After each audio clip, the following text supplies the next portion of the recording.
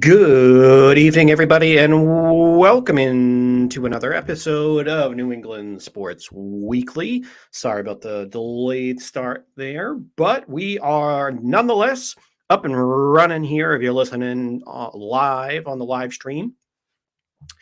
And if you are listening on the podcast, wherever you are, I wish a good day to you, good evening, good morning, whatever you're doing. Hope you're having a good time. Or if you're working, sorry, and hopefully your day is either about to get over or hopefully it goes by pretty fast. Whatever part of the day you're listening. But it is going to be a really fun show today. That I am looking forward to this. The MLB preview show, Red Sox and MLB preview show. I love doing this show along with the Patriots and NFL preview show as well. Those, as far as non-playoff shows, because playoff shows are obviously once you get to like last year with the Red Sox in the American League Championship, the Bruins in the playoffs, and Patriots in the playoffs as well, even though they got bounced pretty hard. Those shows are always fun. Those always take precedent, and those are really fun because you're all jacked up and pumped and ready to go for the playoffs. So those ones have a special place. But as far as like your regular season shows, I love doing these preview shows because one, you always have to look at it's always fun to kind of sit here and be like, all right, where is this going to end in the regular season? Is it going to be exactly like I thought, which most like 90%, 85% of the time, it doesn't always go the way you plan. You'll nail a few things here and there. You'll get the easy division winners. You'll get the easy MVP winners from time to time when there's obviously guys like Barry Bonds and Brady's and Manning's and Rogers, those guys. And you'll pick those easy words every now and then. But obviously, for most of the time, this is just it's an educated guessing game and a crapshoot. Try to bring as much knowledge to the table, but obviously it's always nice to start and see where it ends up finishing and see how right I was or most likely how wrong I was in this case. But these shows are always fun. And of course, we'll touch on some other news here as well because there were some other big things that are happening in the world of Boston sports. So without further ado, we'll jump into the out of the box segment here, brought to you by me, as the New England Patriots, who have been searching for help at the wide receiver, or at least wide receiver core, at least I should say fans have been searching for that. The Patriots, in reality, it's been kind of a slow, methodical, and honestly painful process trying to find their next go-to weapon, their next stud on the offense outside of quarterback. And the Patriots did make some news as they did trade for now former Miami Dolphins receiver Devante Parker, who was now the odd man out, basically, was going to be the number 3 receiver, or actually might have been even the number 4 receiver, because besides Waddle and Hill, they also signed, I believe it's Cedric Wilson to a deal as well. So they'll have 3 really good, well, Cedric Wilson is a promising piece, but they could have had a really deep receiver core, but of course, I would imagine Parker probably was not too happy down there. So he has been traded to the New England Patriots. And the Patriots really didn't give up too much. They gave up a 3rd-round pick and got a 5th-round pick back. And that 3rd-round pick was a 2023 pick, so you don't lose it for this year. So it really didn't have to give up a lot for a pretty decent receiver that we'll get into here in a little bit. But I'm lukewarm on this deal. I guess you'd say I'm half chubbed for the deal, if you want to put it that way, just from the standpoint of it's a good receiver. He's had some success when he stayed healthy, but that's the big thing is it always seems, except for 2020 when he had his breakout year, and absolutely. No, 2019. My apologies. 2019 when he absolutely torched Stephon Gilmore. So when he had over 1,200 yards, so he had that one breakout year, but he hasn't lived up to the first round billing mainly because of injuries. But the talent has been there. He hasn't been a complete bust because when he's actually been on the field, he's been out there and produced, and I would call him a solid number 2. He's definitely an upgrade. And like I said, if he stays healthy and if he can recapture anything like that 2019 season when he had that 1,200-yard season, then you found something. You got something, I wouldn't say special, but you got something pretty good there that you could work with. And that actually gives a receiver that the defenses have to be aware of, have to be mindful of out there. Now, as far as the rest of the moves here, we didn't last week mention that the Patriots ended up signing former Giants safety, former Michigan all-world safety and punt returner, and that would be Jabril Peppers. So he is now on the Patriots as well. So Patriots are making some decent moves, some solid moves. Nothing that's going to make that meter go into the slam into the green zone where you're jumping up for joy, but they're making solid moves. Still, they have a lot to build on here. There's still a lot that they're going to have to try to acquire in the draft, either actually making those picks or maybe making some draft day trades. We'll see how that goes for the Patriots and what they end up deciding to do come draft time. We'll get into that a little bit more as the draft is going to be at the end of this month. So right before the draft, we'll definitely do a draft day special for you. But of course, that is the big news in the Patriots world. And moving over to the Boston Red Sox, they had to place Chris Sale on the 60-day DL. Now, of course, this wasn't retroactive because you see sometimes when somebody gets put on 15-day DL or 45 or 60-day DL, you'll see retroactive to 3 weeks ago, 2 weeks ago. But in this case, they didn't put a retroactive date, which I was kind of hoping that would be the case here since it's a fractured rib and it's not anything related to Tommy John surgery that he had about 2 years ago, year and a half ago.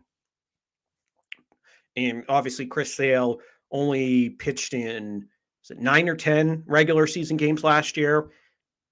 And of course, pitched in the playoffs. Didn't look like the Chris Sale that we have been accustomed to as far as when he's healthy. He's one of the best pitchers in the league, but he's still trying to find his way back. Now, of course, this is a pretty big setback. Of course, you don't have your ace. And you do have a good backup plan in Nathan Eovaldi, who, I mean, I will eat this crow, and he's turned into a really good pitcher for the Red Sox. He went from having a lot of injury history. But he had one, I think that first year in 2019, he dealt with some injuries. But ever since then, Nathan Eovaldi has been in 2020 in that god-awful year that we all want to forget. And of course, last year has pitched 2 back-to-back really good years. So of course, now with Chris Sale out, Nathan Eovaldi is going to be your ace. And he's kind of lived up to that billing, to be honest. So we'll see how the Red Sox fare without their number one in Chris Sale, as he's still dealing with some injuries to go through the season. And in a shocking move, Cutter Crawford, I wouldn't call it shocking, but it was more of the unsuspecting move, was Cutter Crawford made the team. He is a prospect. He was more on the, not lower end, he was a mid-tier prospect that not a lot of people remembered. He had a pretty forgetful appearance last year with the Red Sox, but in spring training, he has found something. His fastball is now up to 98 miles an hour. So they might have found maybe another diamond in the rough like they did with Garrett Whitlock last year. Although this one, they didn't have to go out of their own farm system. They didn't have to go out of their own organization. They just went down to Pawtucket and in Portland, and they found Cutter Crawford, who is I believe he was a 19th or 20th round pick out of Florida Gulf Coast University. Jesus, if I can spit that one out. The same college that Chris Sale went to, Florida Gulf Coast. So we'll see how this works out. I'm a little intrigued here because if you find another diamond in the rough in that bullpen, of course, now with all the injuries where you've had to push Michael Wacha and Rich Hill into Rich Hill probably was going to get that fifth spot anyways, but now you have to push Michael Wacha and Tanner Houck into the rotation now. So it'll be interesting to see what they do, how that affects if Cutter Crawford, him making the team, if he can pan out, maybe your bullpen looks a little bit better than I thought it might be. But as far as other moves on the Red Sox roster, there really haven't been any huge upsets outside of the Cutter Crawford move. Other than that, it's been pretty much what you would expect out of the Red Sox. So that will be interesting. And of course, if you haven't heard already, tomorrow, which would be April 7th, was supposed to be opening day for the Boston Red Sox, but the New York Yankees and Major League Baseball have postponed the season opener and pushed that back to 1 p.m. on Friday, April 8th. So tomorrow, if you're looking for the Red Sox at 2 p.m., their scheduled start time, or 1 p.m., excuse me, you'll be sorely disappointed and probably perplexed looking for the game because it's been postponed to Friday. So that kind of sucks for me because I took the day off from work, and like I usually do, and was getting actually really excited after how things ended for last year. Now you have Trevor Story. I was probably for the first time since 2018. Even 2018 starting that season, you brought in JD Martinez, but it was not as pumped as I probably am for this year, because after their momentum that they, even though 2018 ended in a World Series, that the end of the year was obviously more highly anticipated than the beginning. But the start to this year is probably the most excited I've been in a while, probably since 2017, probably, when they brought in Chris Sale, and how I know it didn't end the way that we wanted to, but you catch the drift. It's been a long time. It's been 5 or 6 years since I've been probably this excited for the start of a baseball season. I always am. Love my baseball, but this is probably the most I've been excited for in a while after how last year ended. But of course, we'll have to find something else to do tomorrow. I'll watch other games. I have a few other things I might take care of now, but it'll be interesting. Maybe I'll go over to New Hampshire and place a few bets. We'll see. I don't know. Find out. Maybe I can win a little bit of extra quiche. Well, we'll see how that ends up. But as far like I said, the game has been postponed till Friday. Now, in some NBA news, Ime Udoka has come out and talked about the Robert Williams injury, and he spoke pretty well about how things are going. And he said Robert Williams is attacking the rehab, so we'll see if maybe he's on that 3 to 4 weeks, and maybe this might be something more short term, and maybe they might get him possibly at the end of the first round. I highly doubt it, but to me, this is something that you're probably going to get him back at the end of the second round if you make it that far, depending on who you draw in the first round of the playoffs for the Boston Celtics. And if we switch over to their garden partners, the Boston Bruins, the Bruins did not have a good couple of days here, even though the Red Wings game, they got beat up pretty hard in that Red Wings game and lost 6-3. But the game before, even though they ended up pulling out a victory, the Boston Bruins did pay the price as though David Pastrnak left the ice. He didn't play last night against the Wings. And then, of course, you lost Trent Frederick. And then last night, Hampus Lindholm left the ice on an injury as well. So the Bruins are getting a little banged up here. Now, luckily, unlike basketball, because basketball, including tonight's game against the Bulls, they have 3 games left on the year. But with the Boston Bruins, they still have, let me take a look here.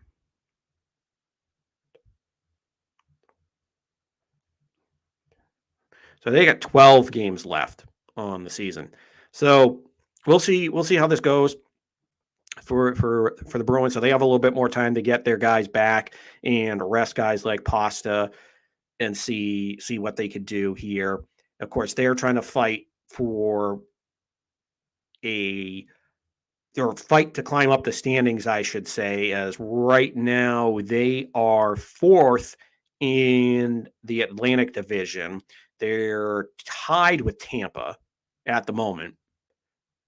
So they're trying to leapfrog Tampa so they don't have to play the Panthers, which that would not be a good first round matchup. So we'll see how that goes for Boston here. But of course, like I said, the big news here is that you're dealing with injuries at the moment. And as far as David Pastrnak, let's see here.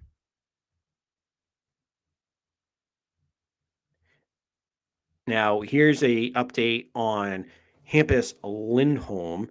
So Hampus Lindholm left the game against the Red Wings in the second period after he got checked in the leg and head. So not good news there. And of course, as we mentioned with Trent Frederick, he left with a concussion, and he's had some bad experiences with concussions. Remember the playoffs last year, so that's not a good sign there. And Bruce Cassidy, when asked about it, he said, "I don't about going back to Hampus Lindholm." He says, "I don't know." And it's a lower body. He left the game, didn't come back. When you don't come back, there's usually going to be an X-ray or an MRI. He seemed okay in there, so I don't think it's serious. But obviously, when you don't come back, then you don't know until you get better information.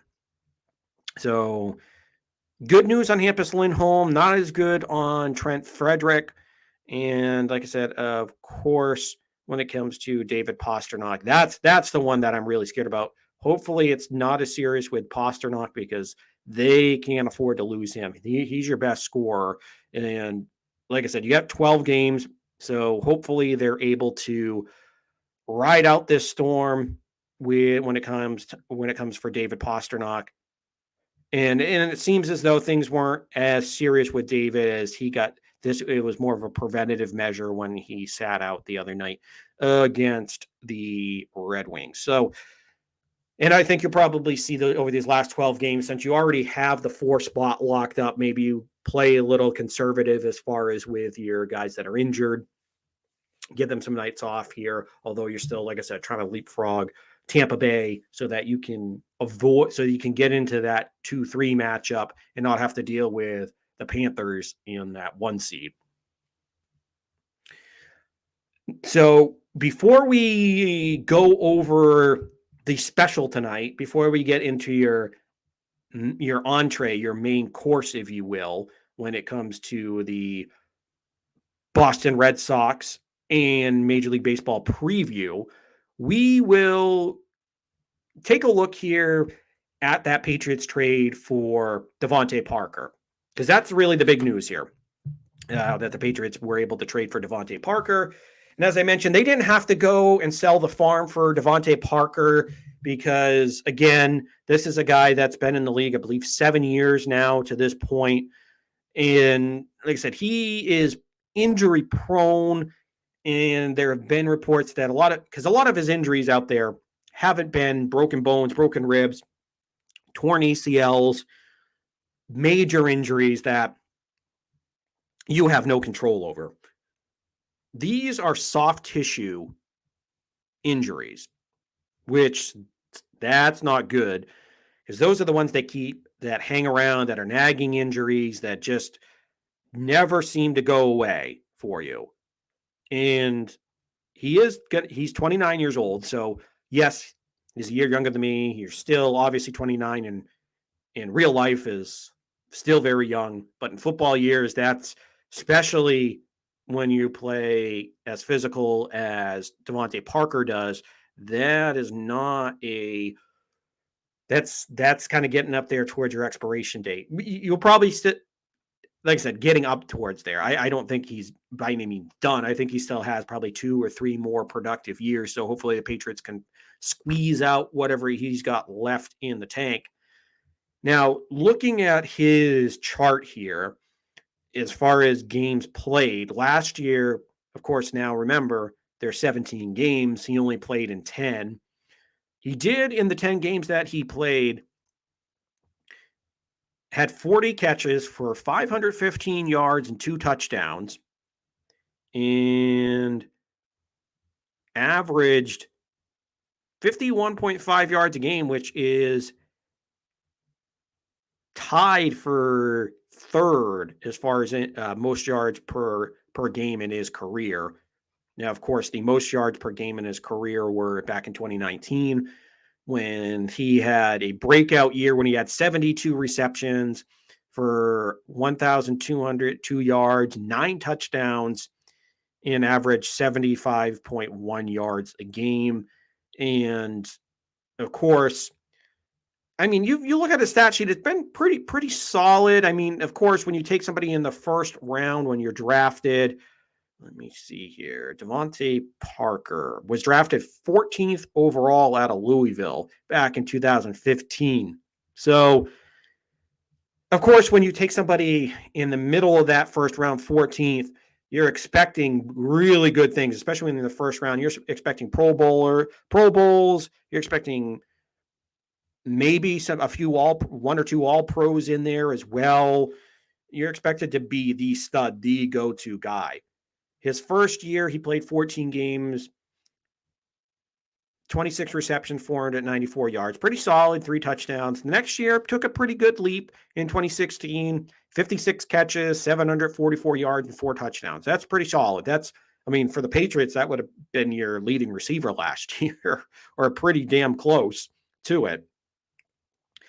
And then, of course, so he played in 15 games. Then this is where you start to see the injuries come along in 2017 and 2018. Played in 13 games, then played in 11 games.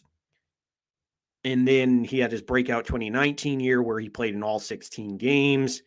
And then in 2020, played in 14 games, had 793 yards, 4 touchdowns. So even if he doesn't repeat 2019, which that would be one hell of an achievement if he got to that point.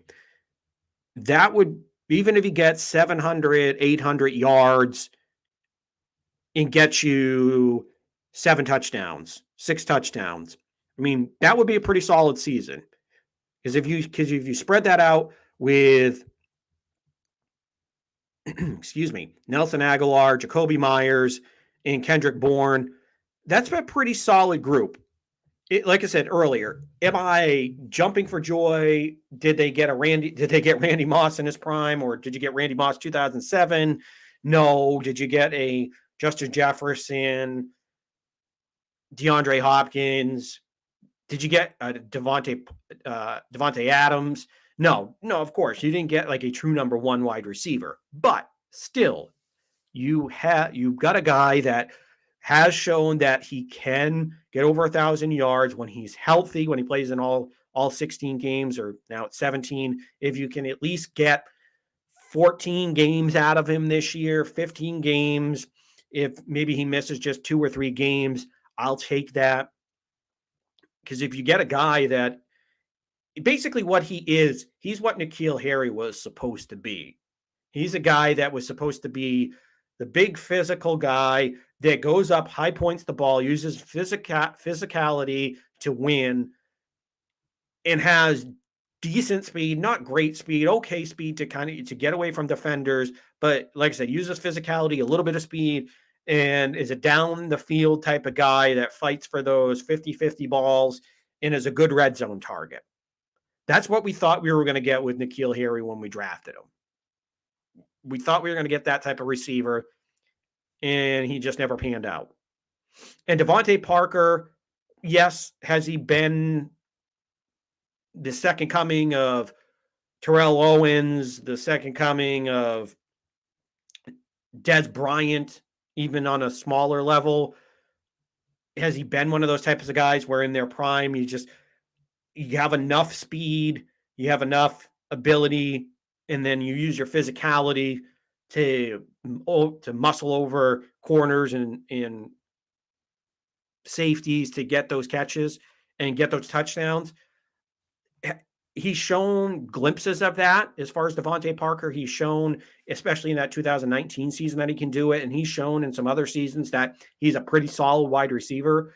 And when you add him to this group, is this the greatest group? No, it's not the greatest group of receivers, but you added a guy that's got some talent to him, that can make plays. And if you add, he's going to be the guy where you actually have to pay attention, because we've seen that when he's healthy, when he's fully engaged back in 2019, this is a guy that he can burn you. He can be a physical force. It's just a matter of him staying healthy and obviously being able to pick up this playbook. But I like the pickup. I don't think you should stop there.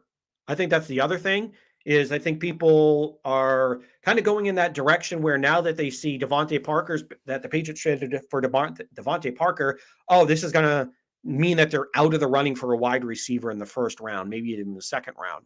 A lot of people are saying at least the first. Let's pump the brakes on that. I'm not going to go that far when it comes to Devante Parker in this trade in the Patriots. I don't think this means the Patriots are done at least early on in the draft. I don't think they can't afford to either. They can't afford to wait till the 4th, 5th round to go get a wide receiver. They can't. You have to get a stud guy that you can develop with Mac Jones. You have to at least take a stab at it. And I know everybody wants to sit here and say, well, they whiffed on N'Keal Harry. Yes, they did. Bad pick. Everybody has to admit that. You whiffed on guys like Aaron Dobson, Josh Boyce in the 2nd and 3rd round. You missed on guys like Taylor Price. You missed on trading up for a Chad Jackson even back in the day. You really, outside of taking a flyer on Julian Edelman, who, yes, I know he developed into a guy that people want to consider for the Hall of Fame. That's another discussion. But he was your go-to slot receiver. He was the guy that in crunch moments you could rely on. Yes, you drafted and developed a really good wide receiver in Julian Edelman. But again, he was a 7th round flyer that you took out of Kent State, who was a quarterback in college. A freaking quarterback for Kent State. Yes, I know he's not. He was more of a scrambler and used his athleticism, but he wasn't playing wide receiver. The Patriots, when they drafted him, Belichick told him, you're an athlete, but we'll find a position for you. So it's not like he was Justin Jefferson or Jamar Chase, Jalen Waddle. Throw any of these top tier wide receivers that have been drafted the last 3-4 years. A.J. Brown, DK Metcalf, Deebo Samuel. It's not like, well, Deebo Samuel, different case. But you catch the drift here, folks. They haven't had success going early in the draft and getting him. But where I differ on this is I'm not scared. Yes, the Patriots' history has been bad recently drafting wide receivers. You have to go back, other than Julian Edelman, you have to go back to Deion Branch. And the only other one I can think of probably in the last 10 years that kind of worked was Malcolm Mitchell.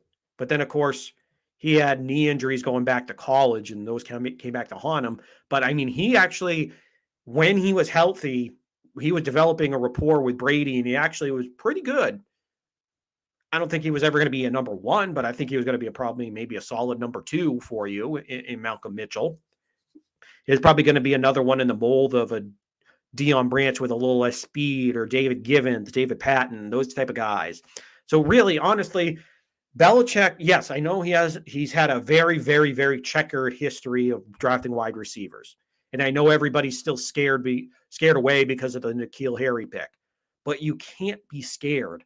I know people want to run away and say, don't do it, don't do it, don't do it, don't have Bill do it. But you can't be scared. You can't just run away from the problem. You have to take a shot here on drafting a wide receiver in the first or second round. And honestly, and don't force it. Don't take a guy like it's escaping me, but he's the one from North Dakota State, where Carson Wentz played. He's kind of like the toolsy, to steal a baseball term, the toolsy type of wide receiver he's got the raw talent, the raw ability, he's got the size, but he played at a D1 AA school and not a D1A school, not in the FBS or not in the BCS schools, not in the Michigans, the Alabamas type of schools. Obviously, when we get to the draft analysis, I will definitely bring him up. But of course, but this is where or any of these other guys that are just kind of like project receivers, that's where you can't like not take one of those. But I'm saying you don't jump up and you don't overdraft one of these guys.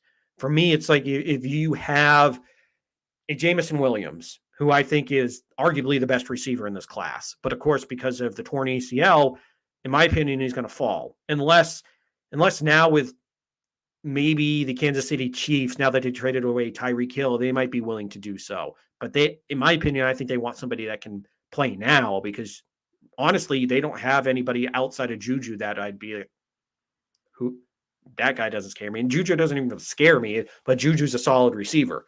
Other than Juju, they don't have it. They traded away one of the best weapons in Tyreek Hill to Miami. So there are going to be teams there that could move up and take those guys. Obviously, for me, Jameson Williams is the best. Then Drake London is more of the complete wide receiver as far as size, physicality, and speed. And then you move down to Chris Olave, for me, is my third receiver that I would love to have. Garrett Wilson. To me, Treylon Burks, I know a lot of people are high on Treylon, but that's where I kind of get scared with really didn't get utilized in one position all that well. He's kind of like the Swiss Army knife, like Debo, but I know a lot of people want to compare him to Debo, but to me, he's kind of got the build into N'Keal Harry. And yes, I might have some N'Keal Harry PTSD, so I might be a little biased there, but I'm not as high on Treylon Burks. I mean, obviously, if you get him in the second round, I'll take a shot on him, and hopefully he doesn't turn into a N'Keal Harry clone, and hopefully he actually turns into a decent receiver or a pretty good receiver. But this is where, obviously, once you get you have Olave, Wilson, and then Jahan Dotson. So those would be the guys that I would consider for the first round. Of course, we'll take a deeper dive into that once we get closer to the draft. But that's what I'm saying. If you get a guy, for me, I really would narrow it down for Jameson Williams, Drake London, and Chris Olave. Those are the guys that I really love in this draft. I think if you can get one of those in the first round, you pounce. You pounce on that. You go and you draft one of those guys, but you don't force it. But again, I'm not going to be gun shy. If I'm Belichick, I'm not going to be gun shy when it comes to the draft. I just jump right in and I take a guy if I believe in him. Because you can't, in this day and age, you can't afford to not have a number one, right? At least one number one wide receiver, one go-to guy. A lot of these teams obviously have multiple, 2, 3 guys. Look at Cincinnati when they did the Super Bowl, when you had Jamar Chase, T. Higgins, Tyler Boyd. The Rams, they had Odell Beckham Jr. Yes, he got hurt in the Super Bowl, but you had Odell Beckham was lighting it up. You had Cooper Kupp, who is arguably, along with Devontae Adams, in that conversation for the best wide receiver in football. Statistically, he was last year. So Cooper Kupp, Odell Beckham Jr., And then this year, when they had Robert Woods, of course he got hurt. But then the Rams they just signed Allen Robinson, although they did trade away Robert Woods, but still you have that 1-2 punch. And you can go on and on throughout the list. Even teams like the Minnesota Vikings have one of the best young wide receivers in football, and not just young, but one of the best receivers overall in football in Justin Jefferson. They still have Adam Thielen, who is still producing. So all these teams, like I said, even teams like Minnesota who didn't make the playoffs but are still on the cusp and still are loaded. And like I said, the Cincinnati's, the Tampa Bay's, the Oakland Raiders now with Devontae Adams and Hunter Renfrow. We can go on and on, but that's the problem, is that the Patriots have to get into this arms race. You can't not afford you can't go back to 2001 and just think you can piecemeal this together and get bargain bin guys. When you go get bargain bin guys, that's after you have a couple young studs that you can count on. That's when you fill in the holes after you have your star talent. I don't think you can go back to those day and ages of, okay, we have maybe the game management type of offense and then have a stud defense. Obviously, you have to still have the stud defense, but what I'm saying is you can't just kind of be one-sided and just have a game management side anymore. You have to have an offense that's explosive, especially now in this loaded AFC. So you can't not afford to do it. So I know I kind of got long-winded there, but my point on Devante Parker is I like the trade. I like that he brings up the room. You brought up your talent. You have three solid guys in Devante Parker, Jacoby Myers, and Kendrick Bourne. Three above decent. We're talking about some pretty solid guys that you have now that teams will have to pay attention to. And obviously you get to that true number one corner, they're going to shut any of these guys down. But once you have teams that don't maybe have a true number one or have a so-so number two, Devante Parker, I think will torch them.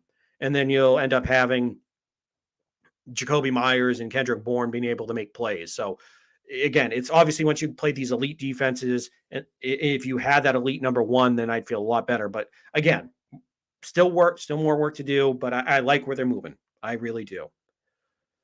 So now that we've discussed the Devante Parker bit, because I wanted to definitely dive into that because, of course, can't let that one go by. That one was a pretty big move that the Patriots made to improve their offense. Again, still have to make some more moves. But now, pull yourselves up to the table and get your knife and fork because we're about to dive into this delicious meal that we call the MLB opening day preview, season preview for the Red Sox and Major League Baseball. Now, of course, the Boston Red Sox are returning a team for the most part, for pretty much everybody, and making some new additions who we'll get here in just a moment, are returning a team that were 2 wins away from making a Cinderella run to the World Series. Now, I don't think I would call this like a Moneyball or 2008 Rays type of Cinderella run where nobody believes in you type of situation where you're kind of just penny pinching and you don't have a lot of these name brand guys on your team. Of course, last year, because the Red Sox have name brand talent, they have superstars, they have guys on their roster that you say their names, you know who they are. But for me, the issue, or not the issue, but for me, why I call this Cinderella is that, of course, they had a horrible year in 2020. You had some stars in JD Martinez and Devers who didn't have their years that we're used to in 2020. Devers started to turn it around at the end. But again, we're talking about a team that has always had the offensive talent, but 2020 was an abysmal year pitching. But then last year, of course, they were as hot as a rocket in the first half, and then slowed down after the All-Star break. We know how those 2 months went. It was so hard to watch. But of course, they turned things around in September. That last week of the season was so exciting. They had to win that game against the Nationals, or they had to win that series against the Nationals to get the wild card spot. So they got that top wild card spot. They ended up beating the New York Yankees in a epic game. That place was pumping in that wild card game. Then they took down the division winning Rays, who had 100 wins. I believe they had the best record in the American League. Yeah, they did, because they had to play the wild card team. No duh.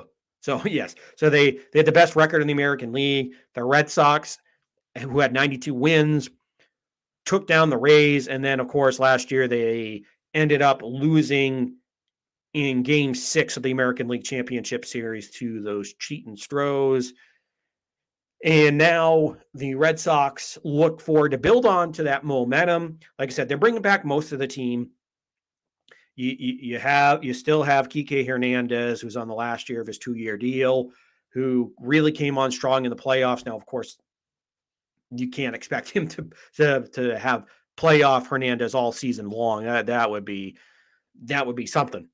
So as long as Kike Hernandez can hit around 265, 270 in the 270s in the leadoff spot, and hit you about 20 dingers, drive in somewhere in the neighborhood of 60 some odd runs from that leadoff spot, kind of be that modern day power hitter, modern day leadoff hitter, have some pop, have some power, but also have that athletic ability to steal, have some speed. So you have Kike back, you have Rafael Devers, Xander Bogaerts, two of your anchors of that order, JD Martinez, who had a bounce back year after, pretty much he said in 2020 that he wasn't quote unquote prepared, which that we talked about that in the past, which I don't know how you weren't prepared for 2020, because I know it was all a mess with COVID, but still I don't know why you wouldn't stay prepared, because there were still talks that they were going to have a season. But nonetheless, JD Martinez went back to, as they say, the back of his baseball card. Had hit 289, had 28 home runs, 99 RBI, so it's right on the doorstep of a 300, hitting 300, batting 300, knocking in 30 home runs, and almost knocking in 100 RBI. So almost had that 330 and 100 season. He was really close, so he was back on track. Now, and I know some people are like, oh, another down year. It wasn't a down year. The dude almost had a 330 and 100 year. And this is a guy that, since he's come to Boston, is, I believe it's averaged 30. I think if you put last year's, I think it probably averaged out to about 32 home runs, hits over 300, probably about 305, and knocks in probably about 110 runs. So we're talking about, and of course, that first year in Boston in 2018, this is a guy that's absolutely just hammered the baseball.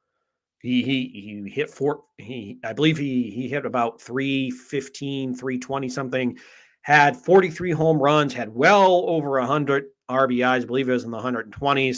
So we're talking about an absolute stud in the middle of the order. Had a bounce back year in 2021. And of course, we go down to, you bring back Alex Verdugo. So you have that good young core there. Bobby Dahlback, who came on strong down the stretch, had slumped for a good part of the year. The power numbers were still there, ended up 25 home runs. But we're talking about a guy that's probably going to hit 7th, 8th for you, depending on how he wants to put Vasquez. So if he turns things around and hits about 260, 270 somewhere in the high 260s to mid 270s, and if he can take a jump and hit in the 30s and home runs and knock in about 80 some odd runs down there low in the order, we're cooking. Man, that would be something to have somebody down low in the order that would be able to produce like that. Even if he hits 260 and knocks in 85 runs and knocks in 30 dingers. As your seventh hole guy, wow, watch out. But of course, the appetizer for moves as far as offensively, they did bring in they brought back Jackie Bradley Jr. and traded away Hunter Renfroe, which that was a head scratching move. Yes, I know Hunter Renfroe.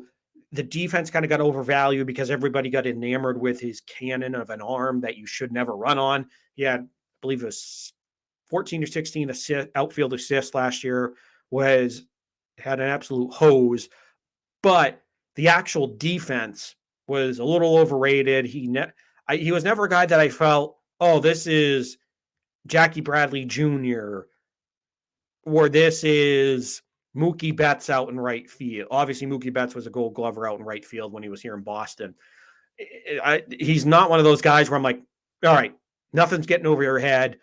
We're not giving up triples. Or he had his moments where you'd be like, oh, what are you doing out there, dude? But the offense way outweighed the defense for me. This is a guy that hit over 30 home runs, drove in over 90 runs, down lower in the order. So just imagine this lineup that we'll get to their new addition in Trevor Story. But if you had Trevor Story, you added Trevor Story to this already potent lineup, and then if you still had Hunter Renfroe, my God, because Hunter Renfroe is still in arbitration phase, even though he's been traded multiple times and released, and I just can't seem to figure out why. But he got traded away to Milwaukee. So that, to me, that's the one where, yes, I like Jackie as a fourth outfielder, as a defensive replacement late in the game. I think that's where he kind of is in his career now.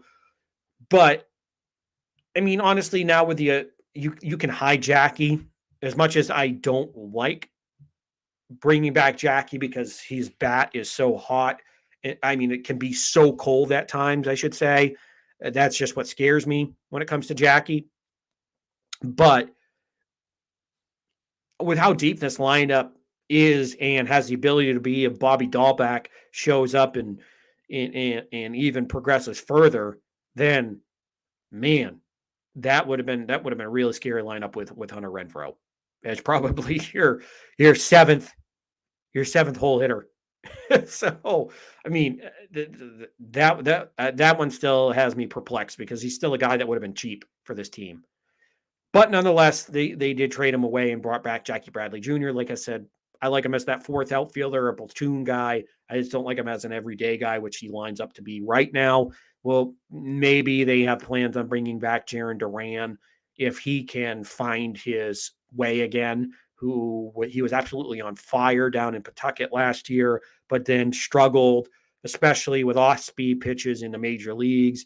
We've seen how well that speed translates to the majors on defense and offensively, but just with the bat, that's where he definitely has a lot holes on that inside part of the plate that he needs to fix before he can come back up. But if he can do that, and we can see that top prospect that the power absolutely just came on last year, and it looked like he earned one of those top prospect spots before things kind of went downhill when he got to the majors. So we'll see how that goes.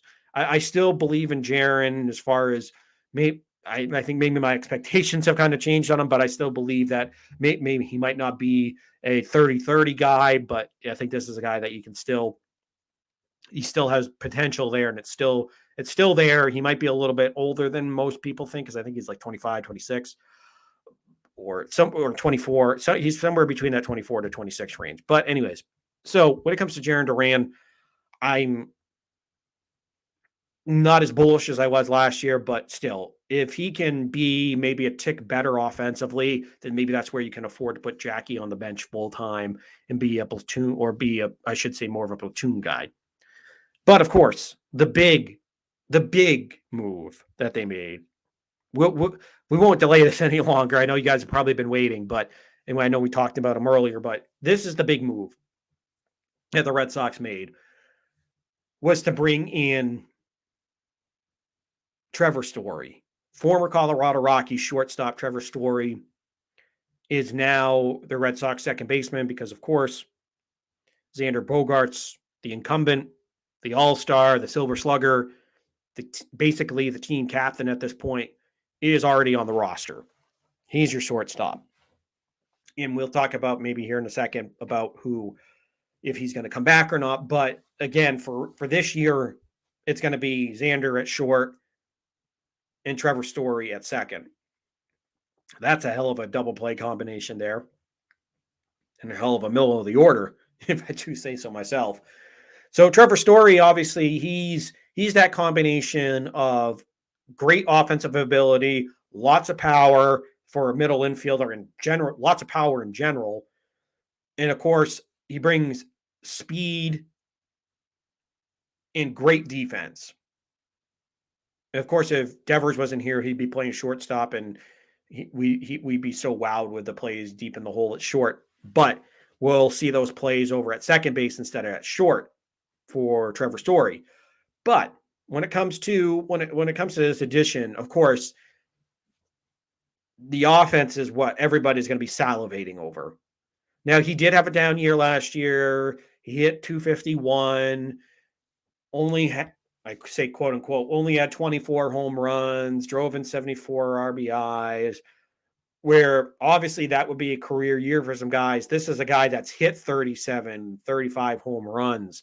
This is a guy that's hit close to 300. This is a guy that has been an absolute stud as far as one of the best shortstops in the game. He was in the conversation with Xander, with Carlos Correa, with Corey Seager, Trey Turner, and of course Fernando Tatis Jr. But of course, now he has to move over to second. But again, what I'm saying here is that this is a guy that was in the conversation for the best shortstop in the game when he mixing his offense and his defense. But of course, this is a guy that obviously the concerns here are the home run splits from him playing in Coors in Colorado at Coors Field. Because the road splits, he was hitting over 300 in Coors Field, but of course, when he came on the road, it was 241.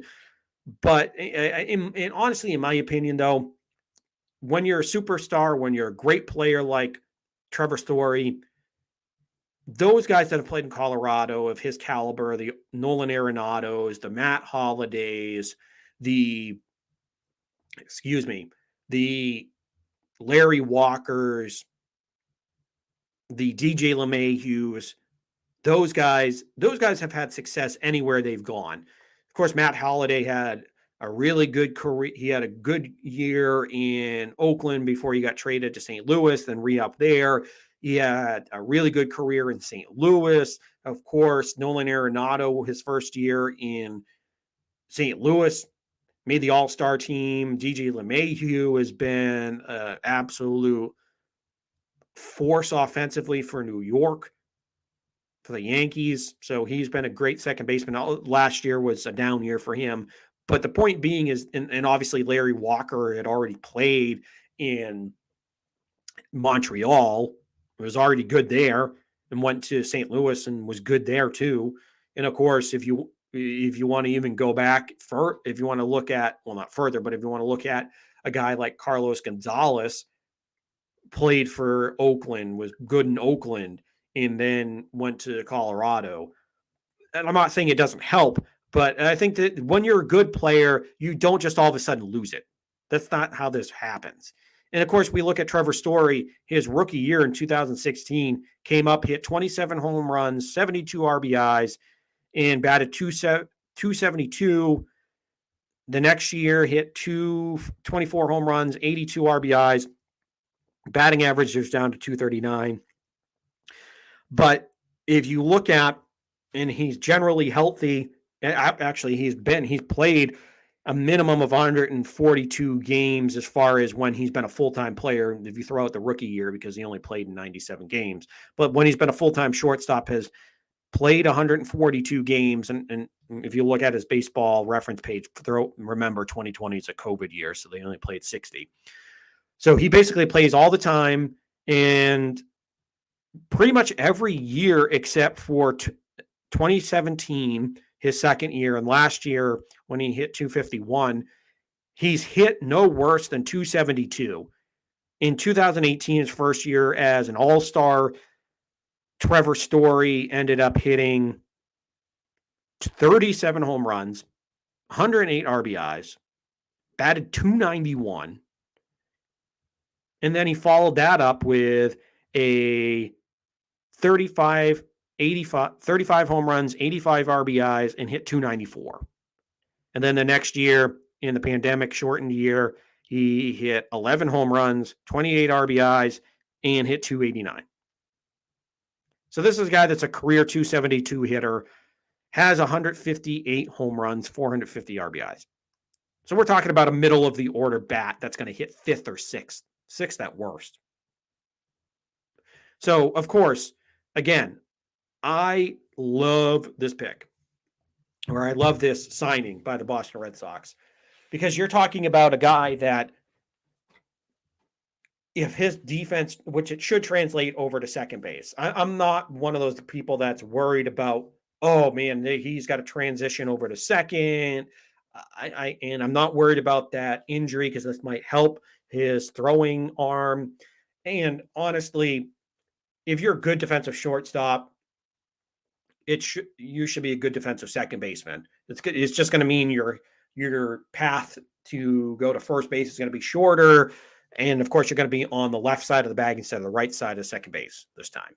But the defense is going to play the speed. You're going to add a guy that can steal 20 bags, 30 bags in a year, which you really don't have a guy like that. So he's going to inject some speed in the middle of that order as well. So, like I said, power and speed with this guy is going to be a great combination.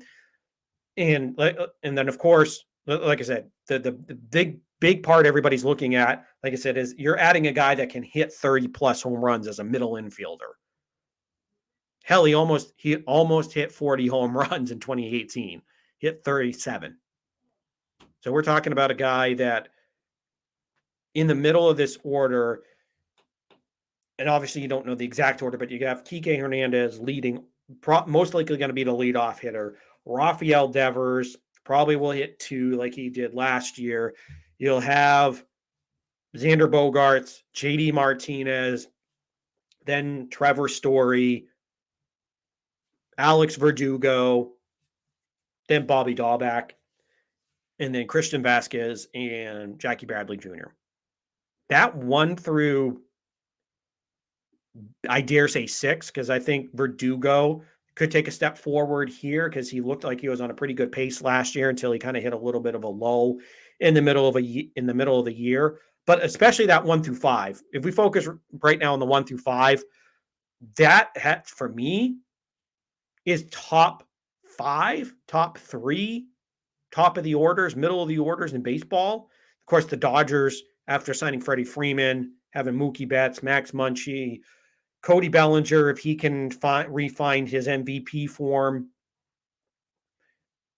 Trey Turner, that middle of the order is going to be scary, and Justin Turner as well. So that middle of the order the Dodgers have is absolutely terrifying because you have MVP after MVP in that lineup. And of course, the Toronto Blue Jays, Vlad Guerrero Jr., Bo Bichette. You just added Matt Chapman. Of course, that go on and on. Lourdes Gurriel, Teoscar Hernandez. That lineup's going to be scary as well. So of course, you look at but you put that. I would put that Red Sox lineup up against any of those lineups, and you would fare really well. Because again, Rafael Devers to me is a guy that's if everything is, I mean, obviously he's the guy that hit 38 home runs last year. This is a guy that's hit 33, 38 home runs. This is a guy where power is off the charts with this guy. It just seems like because he's only 25, he's getting better and better and better. He hit 279 last year. This is a guy that's flirted with hitting 300 as well. So we're talking about a guy that if he puts this full package together, if he continues to improve, we're talking about a guy that could hit 305, 310, hit 40 to 45 home runs, drive in 125, 130 runs. We're talking about a legit MVP candidate, one of the better top 10 players in baseball. He's trending in the way things have started off this spring. He's heading in that direction, folks. He really is. And you have obviously Xander Bogaerts at short, who is, in my opinion, is the best all-around offensive shortstop. Maybe not the best all-around shortstop, but when you look at the offensive package, just offensively, he does. Trevor Story, his new teammate, when he was playing shortstop, I think had more power, and Fernando Tatis Jr. has more power, but Xander Bogaerts is a guy that's hit 33 home runs before. He consistently stays in that 25 to 30 home run area ever since 2019. So this is a guy that's developed into a power hitting shortstop. Obviously, but he also hits for average. He's hit over 300 multiple times in his career. And obviously he's a run producer. So we're talking about the most well-rounded offensive shortstop in the game. Like I said, there are guys that might hit for a higher average at short. There are guys that might hit for a little bit more power. Like I said, Fernando Tatis Jr. and his now new teammate Trevor Story. Those guys are guys that have either approached 40 home runs or hit over 40 home runs in their career from shortstop. So again, Bogey is a guy that you can slot him right in the middle of the order. You know what you're going to get. You're going to get a guy that has power, hits for average, is going to give you good at bats, doesn't give them away, and is a run producer. So you got Rafael Devers, in my opinion, is on the cusp of becoming a top 10 player if he can put his defense and offense all together. It's the defense is going to be the one that's going to need a lot more work. And of course, we talked about J.D. Martinez having a bounce back year. So look at that middle of the order. I put that up against anybody in baseball. So offensively, this team is going to rake. They're going to hit. I'm not worried about it. And Trevor Story just lengthens things out. And of course, if Bobby Dahlbeck finds the magic that he found late in the year in September and continues on that pace, then man, that's going to be a hell of a 1 through 7. In my opinion, that they might be the best lineup in baseball, or in minimum be a top 5 lineup in the game. So I love what they're doing offensively. Obviously, the future is going to be a little murky here with what's going to happen with Xander Bogaerts and Rafael Devers, especially with Bogaerts, who has an opt-out after this year. Like I said, we'll talk about that here in a moment, but right now we're kind of focusing more on what's happening right now on this year. Now, pitching is what's going to be a little hairy, what's going to kind of be scary for me here, because Chris Sale, as we mentioned, is going to miss. He's on the 60-day DL. Earliest he's going to be able to come back is in the first week of June at this point. Now, of course, this is in a fractured rib, so it's not his Tommy John. So we're not talking about him having to build up all this strength in his arm again, any of that. It's just dealing with a pain threshold with the rib. So for me, I am not as worried long-term with Sale as far as for this year. It's more of, all right, when are we going to be able to get him back now? Because without Chris Sale, of course, that pushes Nathan Eovaldi up into your ace. Who we saw last year in the absence of Chris Sale was actually pretty damn good and was charging for that ace spot last year. But, of course, you're going to have Nathan Eovaldi, who more than proved his worth. This is going to be his contract year as well. And then, of course, Nick Pivetta, who has turned out to be a pretty good find. So you got to give that credit to Dave Dombrowski for getting him in that deal when you sent Brandon Workman to the Phillies. So Nick Pivetta, who was kind of up and down with the Phillies over the last 2 years in 2020 and 2021 has proven to be a pretty good find. So I feel comfortable with him being, at least for the short term, being your number 2. And then when Chris Sale comes back, your number 3. But this is after Pavetta and after Nathan Eovaldi. This is where things start to kind of not unravel, but this is kind of where things I don't feel as comfortable. Maybe not the next guy, but Tanner Houck. I like Tanner Houck's stuff. I thought he really proved his worth in the bullpen. But of course, he came up as a starter, had some success before he got thrown into the bullpen. Although Tampa was his one bugaboo last year, starting and then also in the playoffs. But Tanner Houck has the stuff. He kind of comes from that. He's like the right-handed Chris Sale as far as that motion, because he's tall and lanky. A little bit. He's obviously more muscular, but he's got that same type of delivery as Sale has, but from the right-hand side. So I like Tanner Houck. So I think there's a case to be made for Tanner Houck being a solid number 3 for now. So I don't mind it. I don't feel completely comfortable just because this is it's unproven as far as him as a long-term starter. I think the way things were going, he was tending to be a pretty good bullpen arm. But again, I don't hate it. I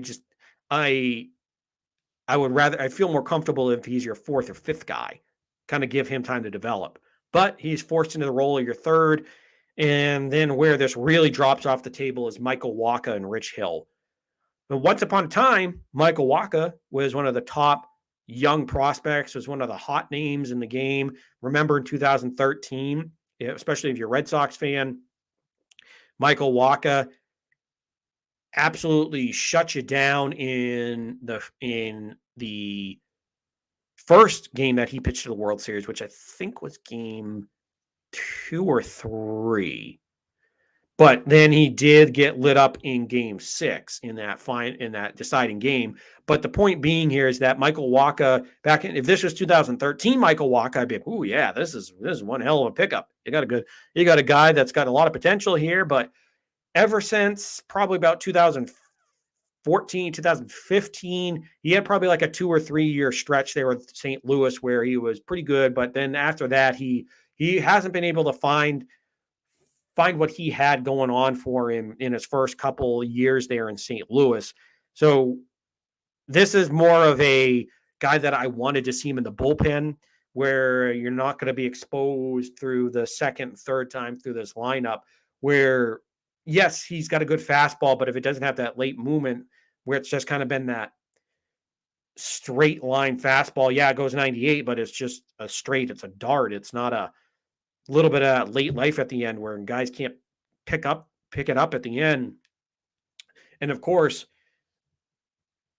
that breaking stuff just hasn't been the same either. So it's just, if he can somehow harness this as a starter again, then you found a diamond in the rough. You hit lightning in a bottle. But this is something where I thought he'd be a better off as your long guy or a middle relief guy, and maybe some more expanded leads, I guess, if you want to put it that way. If you're up by a lot or down by a lot, you put him in there and see what you got. And Rich Hill, if this was Rich Hill even 5 years ago, 4 years ago, I'd be like, oh yeah, that's pretty solid. But you're talking about a guy that's 42, has looked so in spring training, got roughed up his last start, and so didn't Waka. So you're kind of in a position where this is where I wanted Hein Bloom in the offseason, if I'm being completely honest here. I wanted him to keep improving on that pitching. Now, of course, my pipe dream was to go out and get Max Scherzer, who signed a massive deal with the Mets. It's 3 years, but he's getting $40 million a year. So it's a 3-year, $120 million deal. So he's absolutely gotten paid. Absolutely paid. That was a guy that I thought I would love to have, but of course that didn't work out. And then you kind of look down the list. I thought I wanted them to take a flyer on Noah Syndergaard. I know he's been injured, but this is a guy that's, when he's healthy, he's been a pretty productive starter. Maybe he hasn't lived up to the lofty expectations because everybody was watching him throw 98, 99, throw 102 miles an hour as a starter and have electric braking stuff. But of course, injuries took their toll, and he he never really turned out to be what the Mets thought they were going to get after probably his first year to a year and a half, 2 years in the league. It's just kind of like I said, injuries have taken their toll. But again, if this is a guy that's going to be your fourth or fifth starter, and you take a flyer on him, and he's healthy again, and he finds what he had those first couple of years there and with the Mets, then boy, you found. I talked about a diamond in the rough earlier, but this really would be a find if you were able, if you harnessed what Noah Syndergaard had before. But again, after Max Scherzer, it was just kind of an okay market. And I know people will point to, oh, well, you have Kevin Gossman that was out on the market. Kevin Gossman, in my opinion, is overrated. He at the age of 30 or 31, he had a breakout year with the Giants. I remember when Kevin Gossman was with the Orioles, he didn't impress me. He was just another Orioles pitcher the Red Sox would knock around. And then he moved around. He went to Atlanta. He went to a few other places before going to San Francisco. But Kevin Gossman was never a guy that I was like, okay, yeah, this is going to be a number one. He's going to be a guy that's going to be in the Cy Young race, going to finish sixth in the NL Cy Young, going to be a guy that's going to garner this huge contract. Now, I'm not saying that he can't turn it around late. We've seen guys like Jake Arrieta who had a 3-year stretch where he was one of the best pitchers in baseball. Do I think that's going to happen with Gossman again? I don't think so. I think this might have been a 1-year wonder, and the Jays might be overpaying here. And again, we'll get into that once we talk about the rest of the league here. But they're really, outside of Max Scherzer, there wasn't a guy that I was like, you got to go and you have to have him. You had a guy like Kikuchi, which obviously I think Kikuchi would have been a guy that would have been an upgrade to the staff, but he ended up going to Toronto as well. But it was really more the trade market because, again, the top three free agent were, of course, it was going to be Scherzer. Then it was Kevin Gossman, and after Kevin Gossman, who am I? Oh, Robbie Ray, the Cy Young Award winner. That was one that I would have liked to have had Robbie Ray, but again, that's another guy that you've seen him in Tampa, you've seen him in Toronto, and again, he's cashing in on a good year, and good for him. But again, Robbie Ray and Kevin Gossman are two of those. Robbie Ray, in my opinion, is better than Kevin Gossman career wise, but those are two guys that were guys that had okay careers, and Robbie Ray had a little bit better than Gossman, but it was just guys that ended up having good contract years right before they hit free agency. And obviously Robbie Ray won the Cy Young Award, so they can't shake a stick at that one, but he's now out in Seattle. So again, there wasn't, outside of Max Scherzer, a guy that was like, I'm pounding my fist on the table to go get him, because the two other veterans that I thought about bringing in, a Justin Verlander, who I think still has a little bit left in the tank, maybe not a ton, but they still think he has enough. I thought about, go get Justin Verlander, but he signed back with the Astros. And then the other was Clayton Kershaw, who I never honestly thought he would leave the Dodgers, which, again, he's back with the Dodgers on a 1-year deal. But this was a guy that I thought if he leaves LA, throw something in his way, because if you bring him in as your third or fourth guy on the staff, because at this point in his career, it's not the same Clayton Kershaw from 2008 all the way through 2017, 2018. And even 2018, he was getting towards in my opinion, the end a little bit. But obviously you get a guy that's not just a power pitcher. He never really was a power pitcher. This is a guy that threw a 95, 94 with the fastball, but he had great off-speed stuff, electric off-speed stuff. So it made that 93 to 95 look even faster. So he was arguably the greatest pitcher of his generation from 2008 for a 15-year stretch. He was the best. or in that conversation for a while. So honestly, this was where I wanted Hein Bloom to go to the Oakland A's, who are still in absolute fire sale mode. They actually just last week traded away Sean Manaea, who I wanted them to go get. I wanted Sean Manaea so bad on this staff because, yes, is he a true number one? No, but in a staff of the Red Sox where you already have Eovaldi, and if you end up getting Chris Sale back in June as your third starter, Sean Manaea, who has been a really good pitcher out there in Oakland that people forget about. Sean Manaea is really good. And this is a guy that I would have loved to get. And the Padres didn't give up a lot to get him. So this is one that has me scratching of what are you doing, Bloom? Because you have a team that's built to win now, and you brought in Trevor Story, so you definitely are showing that you have the guts to go out there and spend money, but now go get pitching. Go get pitching. And the A's still have one guy left that is still up there for sale, and because they already sold Chris Bassett to the Mets. But I was more in the camp of Sean Manaea and Frankie Montas. Go get Frankie Montas. I know Frankie Montas is another one of those guys that kind of had a breakout year last year, but again, this is a guy that's on the cheap from the A's, and if he's your third or fourth guy, that would work really good. So I would love them to go get Frankie Montas. Go trade for Frankie.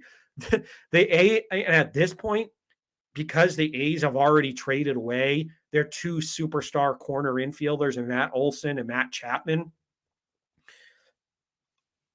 and you've already traded away Manaea, and you traded away Bassett. You've traded away a lot of your assets.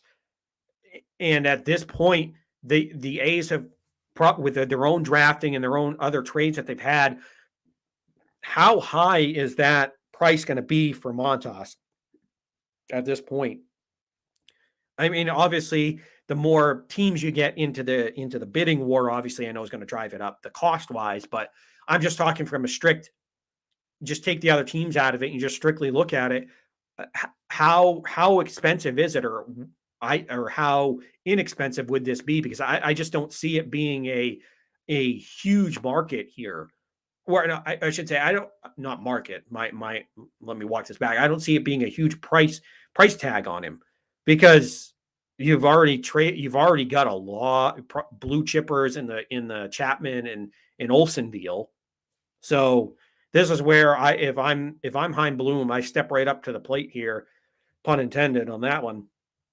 And you call up Billy Beane, and you call up the Oakland A's, and you ask them what's the going rate here, and try to work out a fair deal to get Montas. Because it sounds like the Cincinnati Reds are pulling back, at least at the moment, on trading Luis Castillo, their ace in that rotation. I would love to have Castillo, but it just doesn't sound like that's going to happen. And of course, as the season goes along, in those fringe teams or those cellar dweller teams, if depending on how things go there, they'll end up see who they end up selling on the pitching market.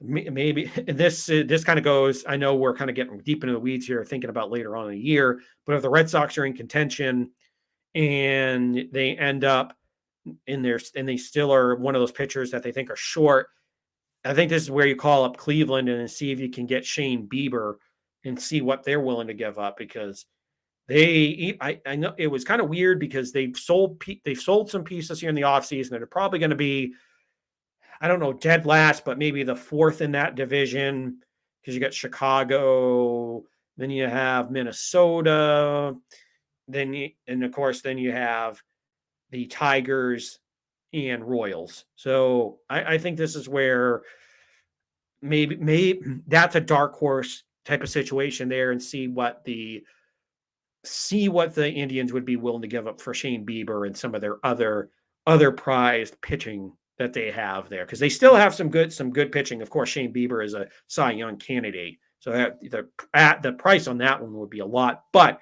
for a guy that's younger, you'd have obviously have that control over him, and so you would get a true number one there in Shane Bieber that you compare into that rotation. So I would love that. But obviously we'll monitor that as the season goes along. So basically, my point here is that the Red Sox pitching is it's not where I'd like it to be. And of course, we look at the bullpen because I know we talked about the starters. The bullpen worries me more than the starting rotation at this point because you do have Evaldi and you do have Nick Pivetta and you have Tanner Houck. So you have three guys that I have confidence in at different levels.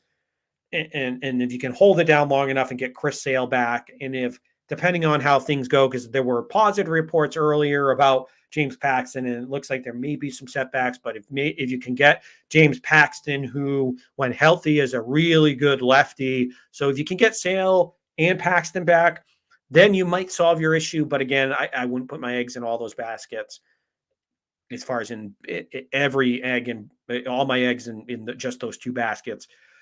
But again, the bullpen is where I'm a little bit more scared because, of course, now when you had to put Tanner Houck into the rotation, that takes away another strong arm. Garrett Whitlock is going back out to the pen, so you do have Garrett Whitlock. You did end up signing Jake Diekman, who had a pretty solid year with the A's last year. So you did pick up a decent arm, but again, you still don't have a bona fide closer because Matt Barnes, who was an all-star last year, was shut down in the first half, just absolutely went missing. He was on the back of a milk carton as far as his closer's role went. He just was giving up saves for a while. It seemed like left and right. He never really settled down in the second half. And for a guy that was an all-star closer in the first half, and it seemed like after they gave him his 2-year contract extension, he was like, "All right, I'm ready to go here. I'm good to go." He kind of, I don't know, lost focus or what happened there with Matt Barnes. I mean, he has taken accountability here during spring training, talking to reporters, basically saying he's tried to work on the mechanics and yada yada yada. So of course that's been the situation when it comes here for Matt Barnes. But I would until he shows me that he's fixed it, that this is quote unquote a mechanical thing and not a mental thing going on with Matt Barnes, I'm still going to be skeptical that he's going to be able to reclaim that closer's role. They did, I believe, sign Hansel Robles to a minor league deal. So again, he was the heart attack closer that took over for Barnes as well. So again, this was where I wanted them to go out and sign Kendall Graveman, the former Mariners closer, and pitched for the Houston Astros last year. But he's now, I believe he might be with Toronto. I'll have to look that up here in just a moment. But nonetheless, my point was I wanted them to go out and get Graveman, go get a guy that I would believe in the back of that bullpen. Obviously, it's not devoid of guys that have some potential. Of course, I love Garrett Whitlock, but are you going to put him into the closer's role? I don't think so because he's more valuable to as a multiple inning guy, a late inning, multiple innings. Maybe give him 2 or 3, start somewhere around the 6th and go into the 7th, or go 7th to 8th, or possibly on one of those nights you might give him the 8th and 9th. It all depends. But this is a guy that's more valuable as kind of like that swing, high leverage reliever. And of course, Ryan Brazier is going to be back. He had his moments last year where he was good, but again, he hasn't found that 2018 form that they had. And you do have Darwinson Hernandez, and like I said, you have Jake Diekman, so you have some decent pieces there. But again, I just don't have a guy in that closer's role that I feel 100% confident in when he comes in that it's just going to be absolute door slam shut. End of the story. We're good to go. And in the minor leagues, it's not like I don't see a lot of guys that they have down in the minors that really I am screaming for them to bring up as far as bullpen arms. We'll see if maybe former first round draft pick and Durbin Feltman, if he can finally harness potential there that he had, because there were talks about him when he got drafted. I believe it was in 2018 or 2019. that he had the ability to be a draft and play right away type of pitcher as out of TCU, but he had a rough first year there. He's turned things around, so I think maybe he might be on the right track there. And he had an interview earlier this offseason where he was talking about before they changed the Rule 5 draft that they took it away when it was before the lockdown and MLB lockout. He was hoping that they were still going to be that Rule 5 so that he had a chance to maybe go to a different organization and have a chance to pitch. But obviously now that won't be the case. But if he can find what he had going on in college and he can be that closer like he was in TCU, then I might feel a little bit better. But again, that's not something I'm going to count on. That's something that's more wishful thinking. So honestly, right now they don't have that great bullpen arm, and so I was a little disappointed, or not a little. I was disappointed in the offseason when they didn't make any moves for that pen on the back end. So that'll be the key here. It's going to be the back end of the rotation until you get Sale and Paxton back, and then it's going to be the back end of that bullpen. What is Matt Barnes going to look like? And when you don't have Garrett Whitlock after he's pitched maybe 2 days in a row or pitched 3 innings and you have to give him 3 days off, who are you going to go to? Who's going to be that guy that you're going to call on out there in the bullpen?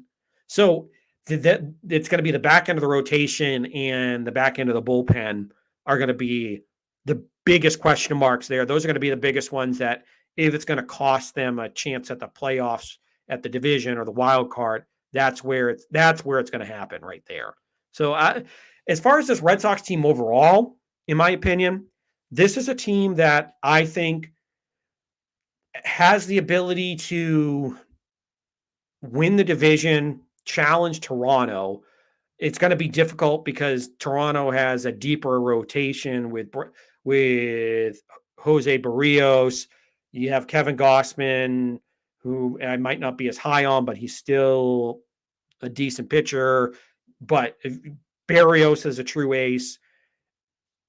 Barrios is a true ace. You have Hyun-Jin Ryu, who I think is underrated. I really love him. So those three, Gossman, Ryu, and Barrios, that's going to be a hell of a rotation. And then obviously you throw in Noah and Kikuchi.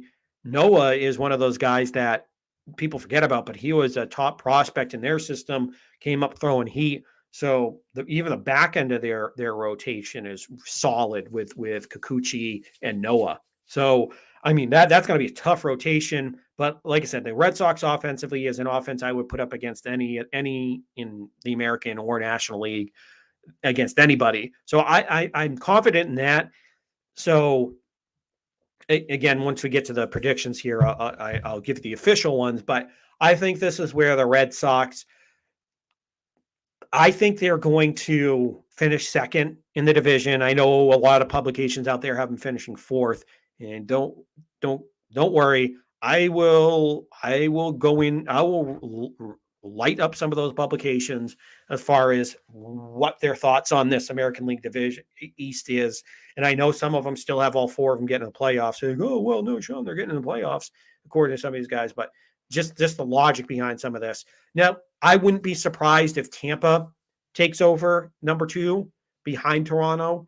I mean, that I could definitely see that happening. But I just think what people are forgetting is that they traded away Austin Meadows. They didn't end up getting Freddie Freeman, which I think that was more of a pipe dream. But yes, you have Wander Franco and you have Randy Arozarena and you have Brandon Lau. But again, this is a team that was predicated more on the home run.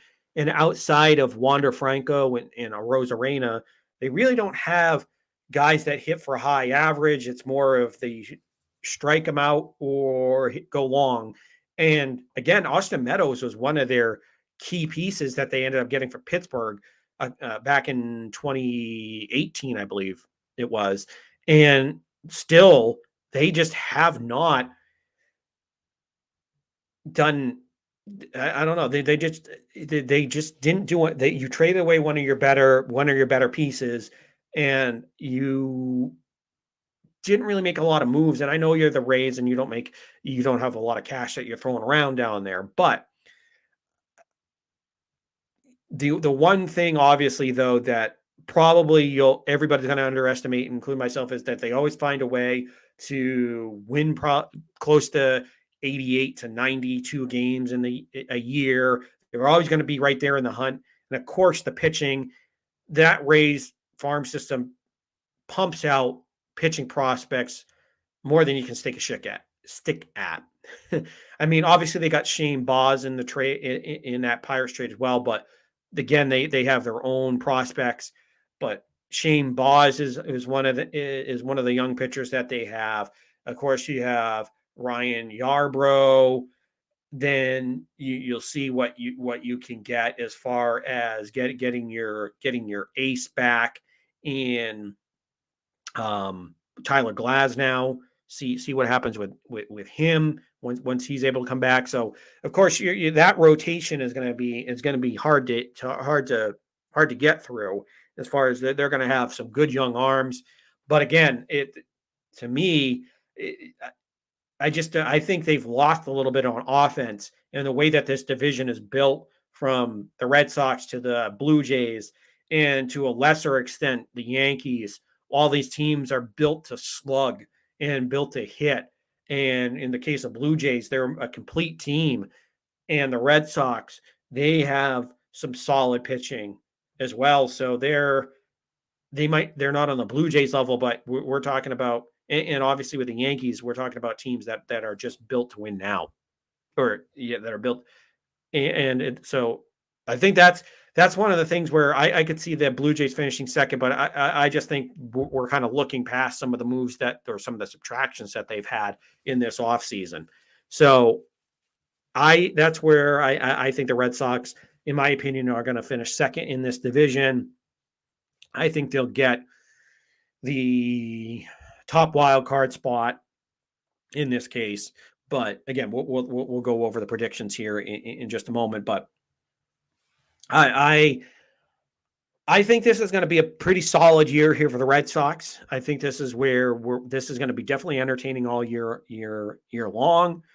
I'm excited for what they have going. I think they're going to have a chance to build on that momentum that they left off of last year. Now, will they end up in the American League Championship, and will they make it to the World Series? That'll be determined here. And again, we'll discuss that here in our expectations for the American League. But again, this is where, or the expectations for Major League Baseball. But again, I'm bullish here on the Red Sox. I'm not as down on them as other publications are. And yeah, call me a homer, whatever you want. But I just think people have kind of been thumbing their noses here at what happened last year with the Red Sox, just saying, all right, yeah, we'll bump you up from 82 wins last year as far as predicted wins up to 85, which is still a good amount. But I just think this is a team that won 92 last year and played really well against these loaded teams. So we'll see how this all shakes out for the Red Sox. Now, looking bigger picture in Major League Baseball, again, we'll break everything down here. This is where we'll start in the American East. We'll look closer to home. I think the American League East is going to be Toronto's division to lose. In this case, like I said, they're loaded. I will give them credit. They're loaded. They made the moves in the offseason. They brought in Gausman as probably their number 2, number 3 starter. Now, again, looking at Gausman, like I said earlier, I'm not as high on the move. I think Gausman was a one-year wonder. So this is where, if you're a Blue Jays fan, or if you're a lot of those pundits out there saying, oh, they went and got Gausman, they're going to have a hell of a 1-2-3 punch in that rotation. Where, yes, with Barrios and Ryu and Noah and Kikuchi, I like that. I like those moves. I like what they have there. To me, I think Gausman's overrated. I think he had one really good year with the Giants, and he cashed in this offseason. Now, obviously, for his sake, hopefully that wasn't a one-year wonder situation, but honestly, just looking at his track record, where he's had ERAs in the high threes, but he usually sits somewhere in the mid fours. He's had fives and sixes as far as season ERAs. So we're not talking about Walker Bueller or talking about Jacob deGrom or Clayton Kershaw in his prime or Max Scherzer, Shane Bieber, one of these, Lucas Giolito. We're not talking about that. We're definitely not in that situation as far as a true stud.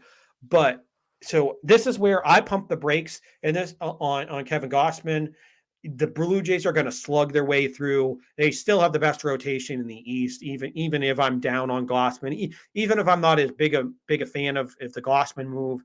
I still think the Blue Jays have enough pitching, like I said, with after trading last year for Barrios. He's a true, in my opinion, he is a number one. He is one of those. He's probably on the lower level of those aces. But I do well, not the lower level, but I should say, as far as he is a true number one. To me, obviously he's not in the class of the of those Jacob deGroms or the Shane Biebers or one of those classes, but he's in the tick right below where he's still a true number one. But again, they have their number one. You have Ryu, you have Gossman, you have Kikuchi, and you have Noah. So that's going to be a really hard staff for the rest of the East to beat. And then you have the offense, which is just going to absolutely slug there, led by Vladimir Guerrero Jr., who's going to be in the MVP candidate race all year long. And then you're going to have a full year George Springer. So, and of course, you just brought in Matt Chapman, who he can, obviously everybody knows him for his glove, but he is a guy that's got power there at third base, and he's going to be probably their fifth or sixth hole hitter. So you made a great move there in bringing him in. So that lineup's going to be absolutely loaded. I'm not going to look forward to playing the Blue Jays this year when the Red Sox have to face them 19 times. It's going to be a slugfest on both ends. So I don't think, if you're betting on those ones, bet the over on the runs. But of course, I can't make myself say Tampa Bay or Boston to win that division, or the Yankees to win the division. To me, it's Toronto. And like I mentioned earlier, this is where I'm higher on the Red Sox than some of the other pundits. I'm going to say Boston wins or comes in second in the division, followed by Tampa in New York. And then, of course, everybody's favorite punching bag, the Baltimore Orioles, who just are going to be god awful again. Yes, they're going to have Adley Rutschman, who is the top prospect in their system and one of the top overall. I believe he was number 3 in MLB Network's prospect rankings, or I think he was at least in the top 5. But Rutschman is, top 5, top 10, whatever. You can find it. Give me the cold take later on if I gave him the wrong ranking, whatever. But the point being here is that, you have a top prospect. Whoopity doo. The rest of your team sucks. So that they're going to be the punching bag where teams are going to get 12, 13, 14, 15, 16 wins out of this, out of playing Baltimore. That's going to be your free square, if you will, playing Baltimore along with playing Oakland this year. Those are going to be your 2 free squares. But again, we'll touch on the wild cards here as well once we get to after the division. But to me, it's Toronto. For me, is going to win the East. And going to the American League Central, this one's easy. Chicago White Sox, they're loaded with young talent. They have a pretty good staff. Lucas Giolito leads that staff, who is one of my favorites for the Cy Young Award. And then, of course, their offense, like I said, you have Moncada, Abreu, and you have Luis Robert, and of course you have Eloy Jimenez, who I love Jimenez. I love him coming up as a prospect, and he's got really good power. It's just a matter of him staying healthy.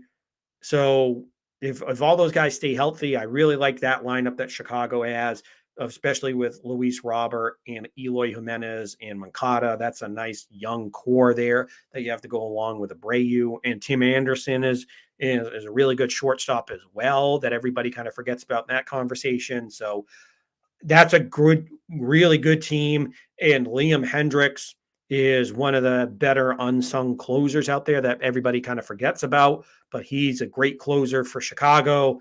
And to me, I know Minnesota, the Twins, every now and then has a surprise year where you're like, yeah, you count them out and then they come back and win a division.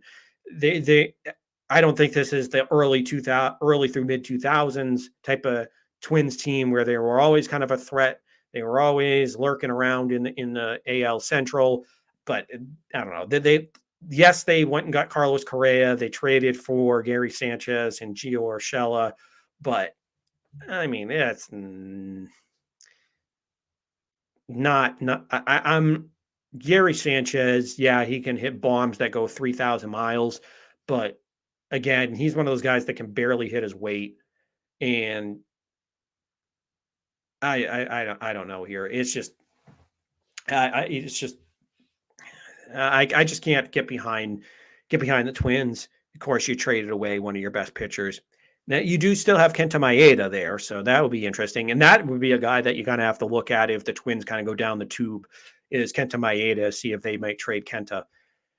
Now, of course, the rest of the division is just kind of hot garbage in that from that standpoint. I know some people are a little higher on Detroit, but I don't think they've made enough moves. Of course, they brought in Erod. He's going to be there. You're going to have Michael Fulmer. So they're going to be decent. I think they might be a team that if you're going to bet the over on that one, they might get over their four, their what their 77 wins. They might be close to 80.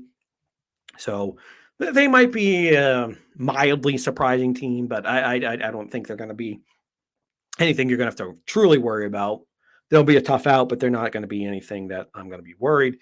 And then, of course, you're going to have Kansas City and Cleveland. That those two are just going to duke it out for last place. And for some reason, Cleveland, obviously not because of the players' talent, but I thought more just because they might get some trade chips to rebuild with them. But they re-signed Jose Ramirez with a 5-year, $124 million deal, which that was kind of a springboard there for Rafael Devers, who we mentioned off the top of the show, turned down a reportedly pretty big deal, but the reports of what the actual dollar figures haven't really been released. So obviously that's a situation that we'll get into here probably in next week's show as we're kind of running long here. But yeah, and Bobby Witt Jr. is going to make his debut for the Kansas City Royals. And then as we go out west, again, another easy one. For me, it's going to be the Houston Astros. I like some of the moves that the Angels made, bringing in Noah Syndergaard. You bring in some of that, bring in some pitching help out there. Now, obviously, it's not going to be a major moves on that rotation end, but of course, this is where you do have to try to at least make a concerted effort to get some pitching in there, because obviously, offensively, you have the two best players in baseball in Shohei Ohtani and Mike Trout. So, of course, it's going to be, and you have Anthony Rendon, and if Joe Adell, who was a top prospect in their system, if he can be anywhere near what they think he could be, then you're going to have a pretty solid team out there, obviously. But again, I don't think they're going to make enough noise. I think they're probably going to be around like 83, 85 wins. I just don't think they have enough pitching, even bringing in Syndergaard. And then after that, it's going to be Texas with the Rangers. They did spend big up the middle. They brought in Corey Seager and brought in Marcus Semien, spent big on their middle infield. But again, I'm not entirely sold on your pitching. And then of course you have the Oakland A's who are just absolutely selling anything that's not bolted down at the moment. So they're going to be just like the Baltimore Orioles. They're just going to be that free space on your bingo card, on your MLB bingo card this year. So again, recapping this in the American League, I see Toronto, Chicago, Chicago, and the Astros as your division winners.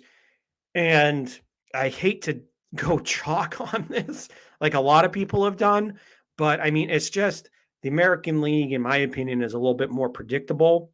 It's a little more top heavy. It for the three wild card spots, Boston, in my opinion, is going to get the top. Then it's going to go to Tampa and New York, in my opinion. And on a side note here, yes, I know I have New York finishing fourth in the American League East, but for crying out loud here, folks, why do people continuously overrate the damn Yankees? It's just it's been irritating me. It's been eating away at me. Yes, I know I'm a Red Sox fan. I know the Yankees are my sworn mortal enemy, and I hate saying that word Yankee. Even at work when I have to say when I have to give like spell out a word and the letter Y's in it, I still hate saying I hate giving out. I say Y as in yellow instead of Y as in Yankee. that's how bad my hatred for him is. But my point being here is that I just as I know I hate them. I know I'm a homer in probably everything's like, oh, you're a homer. You're picking them to finish fourth in the division. Blah blah blah blah blah. But honestly, obviously they're still making a play. In my opinion, I still think they might squeak into the playoffs because I don't like the rest of the American League. I think the one other team that's going to push them, I think, could be the two teams that I think could push them for the last wild card spot. In my opinion, are going to be the Twins and the Angels. But just getting back to the rant here, it's just why do we continuously overrate the Yankees? This is just utterly stupid. Every article that I read, they just rate them the second. They're either given the second or third team in the division. The Red Sox are the redheaded stepchild of the four big teams in the East, at least because the Red Sox have pitching problems. The goddamn Yankees have pitching problems. The Yankees have Garrett Cole, and then after that, yes, I know Luis Severino in 2018 had an unbelievable year. He was great. But you know what? Luis Severino is more injured than Chris Sale. Severino, you better put out an ABB for him. You better start putting out that image on a milk carton. He finally came back with 5 starts last year. Yes, I know he's got talent, but Luis Severino is so injured all the time. How can you rely on him? And then you're relying on Jameson Taillon. Then after that, it's just kind of Domingo Germán and just a cast of okay pitchers that we're talking about here. And Jordan Montgomery is going to be probably your second starter. Yes, I know Garrett Cole is one of the best pitchers in the American League, and obviously I know he went through the whole spider tack and all that BS last year, or whatever. And I give him crap for it. Don't get me wrong, but I'm just not a huge. I'm just not. I as a Red Sox fan watching Garrett Cole get his lunch handed to him last year in multiple occasions.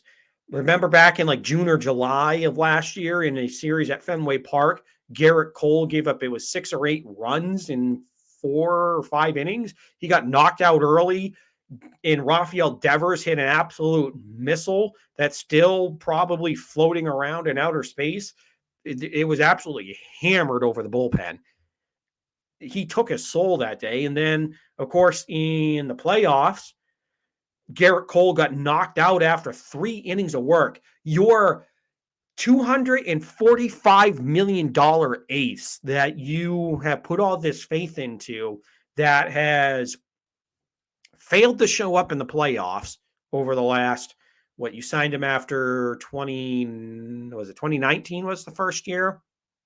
Yeah, I think 2019, I think, was Garrett Cole's first year in New York, or 2019 or 2020. But the point being here is that he has failed to show up in the playoffs for you. And I as good of a pitcher is, and yes, as much as I'm ranting about what the Red Sox have done to him, facing the rest of the American League, yes, he's been a stud. He's been great. But you have one guy you're relying on. And then Jordan Montgomery, who is okay. He's okay. I would take Nick Pivetta over Jordan Montgomery any day of the week, in my opinion. And Tanner Houck is better than your third or fourth guy because, to me, yeah, Luis Severino is Bigfoot. He's the cryptid that you're like, I think I've seen Severino out there. People have told me he's been out there pitching. He was out there the last 4 games he pitched 4 games last year, but I didn't see him. So to me, it's just I don't know. I just don't believe in Severino staying healthy. So to me, it's Garrett Cole and then you're relying on Jordan Montgomery after that. So, and yes, I know they have a good bullpen. And then don't even get me started on their offense. Yes, you have Judge and Stanton and DJ LeMahieu. And I do like Rizzo. So, all right, you have 4 guys. The Red Sox, in my opinion, at least have 5 to 6 at minimum. And then if Bobby Dahlbeck can show what he did when he first came up during that pandemic shortened season 2020 and what he found the last couple months of the season. Oh my God. The seven guys that can absolutely destroy you offensively, or you have a great lineup 1 through 7. If Bobby Dahlbeck and Verdugo get to their level and kind of, even if they have kind of like an even season, I mean, I'll take that over what the Yankees have. I mean, yes, Aaron Judge is a legitimate superstar in the league. He is a legitimate top 20 to top 10 player, depending on where you kind of want to put him. And Giancarlo Stanton, he is a guy that we know has massive power and himself. He was a National League MVP in 2017. And he's a great player, but he goes the last couple of years, Stanton just kind of has fallen off the map as far as being a complete offensive player. Now, was he ever a guy that I was going to say, oh, he's going to hit 330 in a season? No, but this is a guy that was still going to be respectable as far as average, hit 270, 280 something, drive in or hit 30 to 40, have the possibility to hit 50, get close to 60 home runs. This is a guy that has immense power. He's one of the best power hitters in the game when he's right. But again, it's all a matter of the last couple of years just haven't been him. I know he kind of found it there late in the season, but still, again, so I'll give them Stanton. Obviously, I'll give them Stanton. So you have Judd and Stanton. LeMahieu had a down year last year, but again, he's a guy that's proven that he is not all Colorado, that he is a great player. So, and then Anthony Rizzo, he's obviously not the same Anthony Rizzo that he was with the Cubs from 2013, 2014 and on, 2013 and on, and up until probably about 2018, 2019. This is a guy that obviously has been a middle of the order first baseman, hits 30 home runs, can hit close to 300. He's one of those. For a while, he was in the conversation for one of the best first basemen in the game, but I think he's kind of taken a little bit of a step down, but he's still a very good first baseman. He's still a really good, probably 5th through 7th hitter in your lineup at this point in his career. So I do like that. But again, after you have 4 guys that I like, 2 guys that I really like in Stanton and Judge, especially Judge. And then LeMahieu is a good hitter for average, but Oh, they brought back Joey Gallo. Ooh, they have Joey Gallo, a guy that can barely hit his own weight. Can barely hit his own weight. Yes. Oh my God, he hits mammoth home runs. He hits he hits double deckers, triple decker home runs. Oh no! Oh my God, he has all this power. So does the rest of this Yankee lineup that strikes out a bazillion times. And then okay, so you can hit zillion mile home run. But when you have to choke up and when you actually have to get a hit, when you can barely hit 220, 225, when you're struggling to stay above the Mendoza line, yeah, okay, you have a lot of power. Okay, so I can find a bunch of other guys that have a bunch of power that actually can hit better than you can. I'd rather have the more balanced guy. To me, yeah, okay, he walks, he gets on base. All right, but you still, when you have to shorten up, when you have to, the situation doesn't call for you to hit a home run all the way out to friggin' Albany, New York, to hit a million miles away. Can you do that? And I just don't see that out of Joey Gallo. And then Josh Donaldson, if this was Josh Donaldson of 2014, 2015, and 16, where he was one of the best hitters in baseball, I would really be scared of I would be scared of the Yankees lineup. But at this point, it's Judge and Stanton and LeMahieu. And then if Rizzo can get back on to where he was probably about 3 years ago, then yeah, okay. But at this point, I just think there are guys that are has-beens, that there are guys that have power but just can't hit their own weight. I just think this lineup is overrated. Yes, you have Judge and Stanton, but after Judge and Stanton and LeMahieu, I just think it's been guys that really have to kind of hit on, really have that are over the hill, or just are overrated, or just maybe have taken a step back in their career. And you traded away Gary Sanchez, so your catcher situation's up in the air. Gleyber Torres is, in my opinion, is overrated. He didn't have a great. He had one really good year where he hit 38 home runs, but really he's been an average shortstop. And defensively, he's not great. And he's cost the Yankees. So I mean, obviously, as a Red Sox fan, I'm happy with that. But to me, I just think I think they're overrated. I just really think this Yankees team is getting way too much love. I don't see where in the hell people get off putting them at number 2 in the division. Your head is stuck so far up the Yankees' ass that if you're one of these national writers to say, "Oh, they're going to be number 2." And try and don't come at me. Oh yeah, well they have guys like they have guys, name brand guys. Well, like I just told you, some of these name brand guys are overrated, over the hill. Don't give me Josh Donaldson. The guy, to me, this is not the same Josh Donaldson from 2015, 2016. This is not that same guy. And again, for me, you have 2 legitimate guys or 3 legitimate guys. After that, it's like, okay. And your rotation after Cole sucks. Okay, you have a good bullpen. Guess what's going to happen to that bullpen? They're going to get overused because your damn starters after Garrett Cole are going to get shelled. But again, I still have to make the last wild card spot because you have some talent.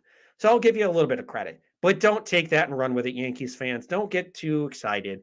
I still think you suck ass. So see you later. I'll see you Friday for the season opener. So that's my opinion on the American League. So we'll run quickly through the National League because we took a while on there on the American League. But for the American League, for the National League, in the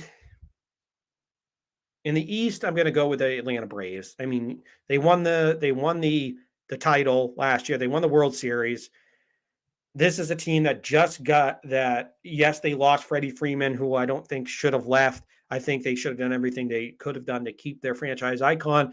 But I mean, they got a really good replacement in Matt Olson, who I think has been underrated, undervalued. And he's a Georgia native, so he's going back home. And of course, you have Ozzie Albies, who's a good second baseman, Dansby Swanson, who has been a pretty solid shortstop there. You're going to have Marcelo Zuna, who they're going to get back after he was suspended for domestic violence issues. I mean, obviously, that's a whole other issue, but another ball of wax that I'm not going to get into, but he's a really good player. And of course, if you can tread water until you get until you get Ronald Acuna back, who's a top 5 player in the league. And of course, you have Austin Riley, who broke out last year. I mean, this is going to be a really good offense if you get whenever Acuna comes back, and then pair him with Matt Olson, Ozzie Albies, Adam Duvall. The middle of that order is going to be really good in the East for the Braves. And of course, I do like their pitching. So I think the Braves are going to win that East. And I think that's where, and then the Mets.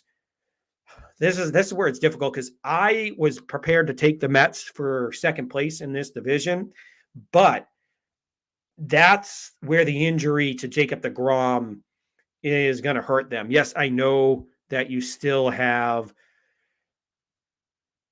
your second ace, which is a great backup plan in having Max Scherzer there.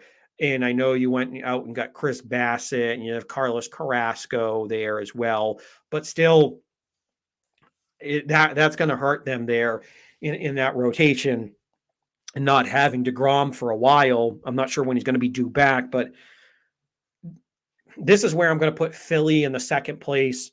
It's just because they did make some good moves. They brought in Kyle Schwarber and Nick Castellanos. Yes, I know defensively it could be a nightmare because neither one of those guys I really like out in the outfield. And then you have Bryce Harper. And I know the National League did put in for a D is going to have the universal DH. So obviously this year it opens up DH. So of course Schwarber and Castellanos could switch back and forth. But again, I'm not defensively. If I'm a Phillies fan, I'd be a little scared there. My butthole might be a little puckered if something flies out in the outfield because you have good offensive players out in the outfield, but you don't really have a great defender. But I do like that offense because you got Bryce Harper, who is the National League MVP. You have obviously Castellanos, Schwarber, Rhys Hoskins, JT Realmuto. So that's a good lineup that they have there if things go right for Philly. So I think Philly's going to get that second spot. And then you have the Mets, in my opinion, in third, just because I think that injury to Jacob deGrom, if deGrom was there, then not just second place, if deGrom was there, I might have given the edge to the Mets in the East. But that deGrom injury is really going to hurt them in this case. And I know you have Scherzer, so it's not like you're screwed, but really deGrom is the best pitcher in baseball, bar none. And of course, after that, you're left with the Miami Marlins. And Miami, I think Miami could be. They might make a little noise. Because I think they have some people that you don't really think of down there. You have Sandy Alcantara, who's a pretty good young starter, and then you have Trevor Rogers as well. So they have some decent starting pitching, but I just think the 3 teams above them are more loaded than they are. They just, for me, that Miami just doesn't have the offensive pieces. I know they have Jazz Chisholm, but other than that, it's really not a lot to get excited for offensively down in Miami. And then we go to the National League Central, and this is where I'm going to go with the Milwaukee Brewers to win that division again. Now, I know St. Louis did come on strong there at the end of this. Actually, I think St. Louis won the division. My apologies. But I'm gonna go with Milwaukee to win this division. I just think the pitching there that they have with Corbin Burns, who won the Cy Young, is really good. I love him, and the rest of that pitching is great as well. So they've done a good job in developing pitching. It's going to be the offense is going to be what's going to. Their pitching's going to carry him, but it's going to be that offense. If you can get good Christian Yelich, if you can get the Christian Yelich that was in the MVP race, went from a singles to doubles hitter in Miami to a power threat and revamped his game once he got traded to Milwaukee. if you can get that MVP caliber Yelich, and then you have and see what you can get surrounding him, because the rest of that offense is a little suspect. So it's kind of just finding those pieces to go around Christian Yelich and see what you have. Because I do like that they still have Lorenzo Cain, so that's a good leadoff guy. But after that, it's really not a lot to kind of get excited about there out in Milwaukee. St. Louis for me is going to be the team that finishes second in that division. Now, of course, I know they are dealing with an injury to one of the best young pitchers in baseball in Jack Flaherty. If he was there, I really would love what they have going there in St. Louis.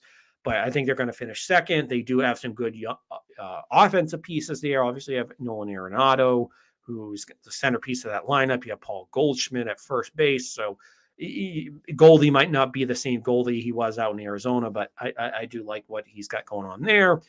Of course, and then in third place, this is where I'm going to go with the Chicago Cubs. I know they're still kind of in the rebuild mode, but really those other three teams in this division, the Cubs, Pirates, and Reds. I really should say the Pirates are going to finish dead last in that division. So it's really, for me, it was kind of a toss-up with Chicago and the Reds. And I think the Reds have kind of gone more into the sell mode. They've given away some of their pieces. And so that's where I kind of go with Chicago, because I still like some of what they have going on there. You still have some decent pitching. You did bring in Seiya Suzuki, which was a guy I wanted for Boston. So we'll see how that kind of all shakes out here for the Red Sox. I mean for that Central. I was thinking about Seiya Suzuki to the Red Sox. But this is where, again, this is, for me, this wasn't as easy as the American League Central, but it was, for me, just the overall pitching that Milwaukee has is better than what St. Louis has at this point. So I'm going to go with Milwaukee to take that division. And you have Josh Hader, who is an absolute beast out in the bullpen. So I like what they got going on there. And then in the National League West, this is, for me, the easiest next to Toronto. Toronto and the Dodgers are the two easiest division winners to pick, and probably the White Sox. But, I mean, come on. This is a team that's already loaded. They went out and they just got Freddie Freeman, the 2020 MVP, World Series champion last year. He's one of the best all-around first basemen in the game. He's a stud. You have Mookie Betts, former MVP. And I know he dealt with injuries, but he's still a stud. And if Cody Bellinger can find his way, I mean, come on. That's another guy that's in the MVP, that was in the MVP race when he was right. Max Muncy, Trey Turner, Justin Turner. And I know you traded away AJ Pollock, but again, there's really no weak link that this Dodgers team has at this point. And you have Chris Taylor, who I really actually love. He's another one of those really good not young, but he's another one of those good good versatile players that they have out there with the Dodgers. I mean, they're just loaded. Of course, pitching wise, they may not be as loaded as they have been in the past, but they still have. Of course, you still have Walker Buehler, who's one of the best young players in the pitchers in the game. You brought back Clayton Kershaw. You have Urias. Then, of course, you have a pretty good rotation out there in the West. It might not be a top 10 rotation, but again, it's still. And with the Dodgers resources, I'm sure they'll probably go out and trade for somebody at the trade deadline, get a stud pitcher. So they're an easy pick to win the West.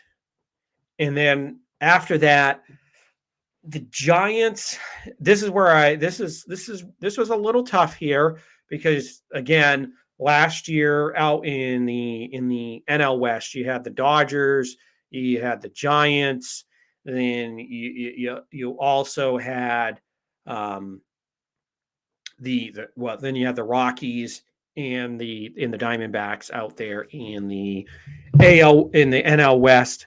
And I still think this is where I think the Giants are probably going to end up being the second place team here for the NL West. Then it goes, in my opinion, goes Rockies and Diamondbacks in that particular order here for the NL West. So as far as the in the Padres, sorry, I'm forgetting about the Padres. And actually, this is where so let me rephrase that. So obviously the Dodgers still win that division. The Giants, I think the Giants are going to come back down to earth a little bit here, but I still like them overall. I know you lost Chris Bryant, but you still have, and you lost Buster Posey, but the Padres are going to be without their best player in Fernando Tatis for probably the first month or two of the season. He's going to be out for a while. I know the Padres have been kind of making some deals, wheeling and dealing here. So this is where I like the Padres to finish third, and then Rockies and Diamondbacks. So, and then as we look at the wild cards here in the National League, this is where I'm going to go Cardinals, who won the wild card, and I will go with Cardinals, Phillies, and Mets. I think, and as much as I would like to, you know what? The injury to DeGrom has changed my mind here. I'll go Phillies, Cardinals, and Giants. Phillies, Cardinals, and Giants are going to be your wild card. Because I do like the moves that the Phillies made, and because you're going to have Aaron Nola and Zach Wheeler in that rotation, who have been really good the last couple of years. So and with the offensive moves the Phillies made, this is where I think the Phillies are going to be one of those teams that didn't make it last year that's going to get one of those wild cards. As much as I would like to put the Padres into the playoffs, not having your best player, one of the best young players in baseball, and Fernando Tatis Jr., that's going to hurt. I know and obviously they're going to need bounce back years from some of their big offseason targets and trade targets in Yu Darvish and Blake Snell in that rotation, because those were the kind of the ones that didn't really pan out as much as they should have last year, where the Padres kind of faded down the stretch last year. So I think they'll push for that last wild card spot, but I just don't think they're going to have enough this year. So again, Phillies, Cardinals, and Giants are going to be your wild card winners this year. Now, as far as American League, National League winners, this is one where I know I hate to go chalk when it comes to the National League, but I mean, come on, the Dodgers are they're going to be so hard to beat in the National League. They're just so loaded. I know the Dodgers won the World Series last year, but this is where I think the Dodgers, with adding Freddie Freeman, that offense is going to be so hard to beat.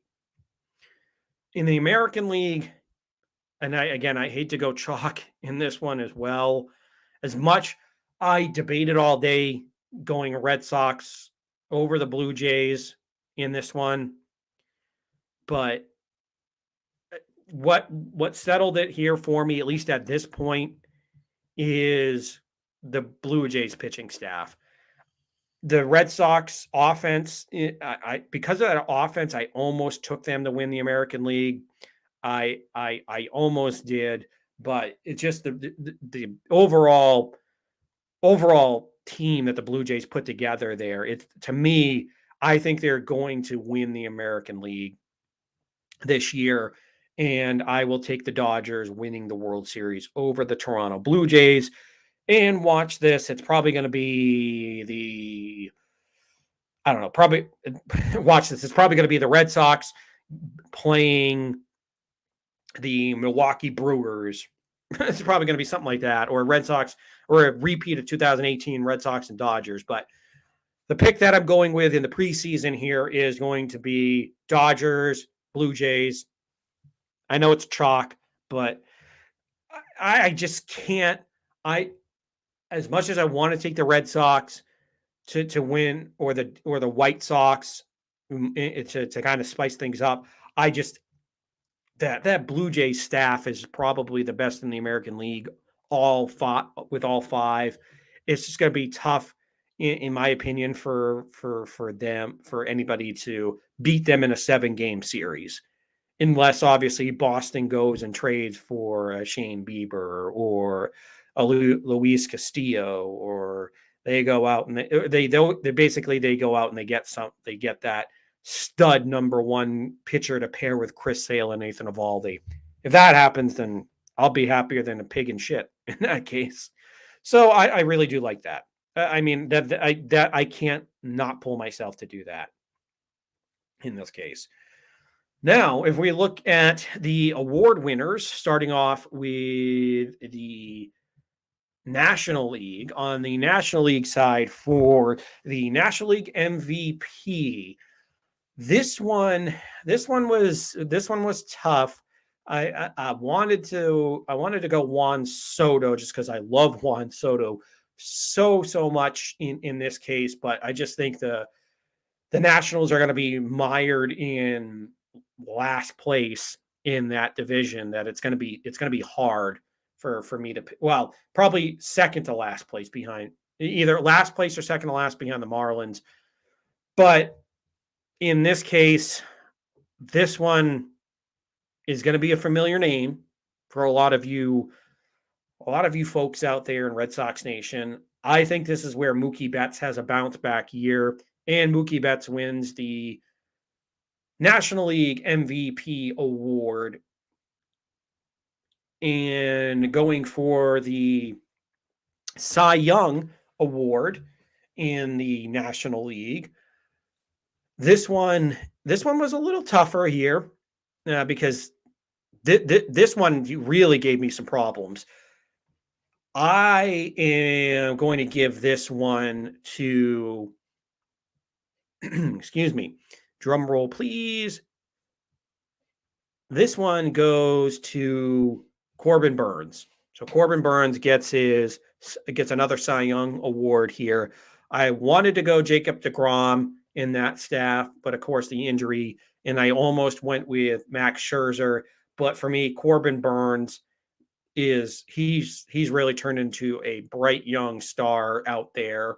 And for me, there were, after the deGrom injury, there were 3 guys in consideration. It was, I love me some Walker Buehler, but Corbin Burns and Scherzer I think are just a little bit, just a tick above them. So I'm going to go with Corbin Burns in this situation, as far as getting the National League Cy Young award. And as far as National League Rookie of the Year for 2022, this one wasn't as easy as the American League Rookie of the Year is going to be here for me.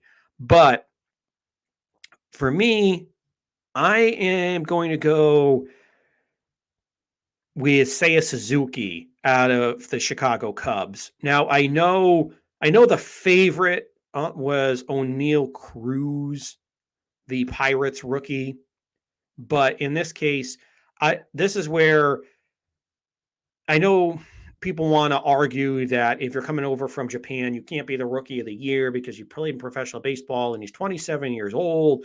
But this is where, this might be the cop-out one here, but I'm going to go with Seiya Suzuki, the Cubs rookie outfielder for National League Rookie of the Year.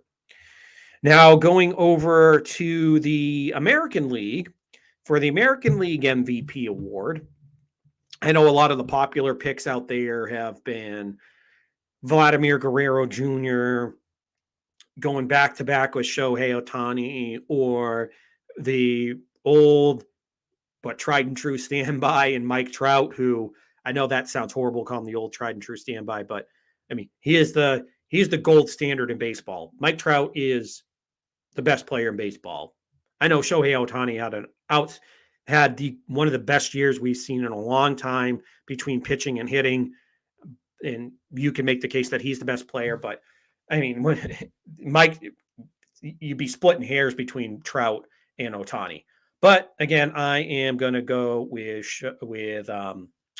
in this one. You call me a homer, whatever you want to say, but Rafael Devers, he's been lighting it up in spring training, and even defensively, he looks a little better. So I am going to go with Rafael Devers as your American League MVP award winner. So again, call me homer, whatever you want, but I think this is going to be. I know it's. I don't think you can call it a breakout year, but this is going to be a year where he really steps into superstardom for Rafael Devers. Now, the American League Cy Young Award, this one I am going to give to Lucas Giolito, the ace of the Chicago White Sox. Now, Lucas Giolito is a guy that's really come on strong, and he's obviously the big piece that they got in the trade with the Washington Nationals. So, and he's really, the last couple of years has turned into a dominant starting pitcher. And I know Garrett Cole has been one of the hot picks for Cy Young. Of course, yeah, Barrios, Jose Barrios out in Toronto is one of the hot picks. And of course, Shane Bieber, you can list him as well. But I'm going to go with Lucas Giolito out there with Chicago because, again, it's another loaded team. And for a while last year, he was red hot, but cool off a little bit. But I think this is where we see Lucas Giolito win the American Cy Young Award. And for the American League Rookie of the Year, to me, there were only two picks, honestly, that you could give me. One of them being Spencer Torkelson, the first baseman for I was going to say Chicago Bears.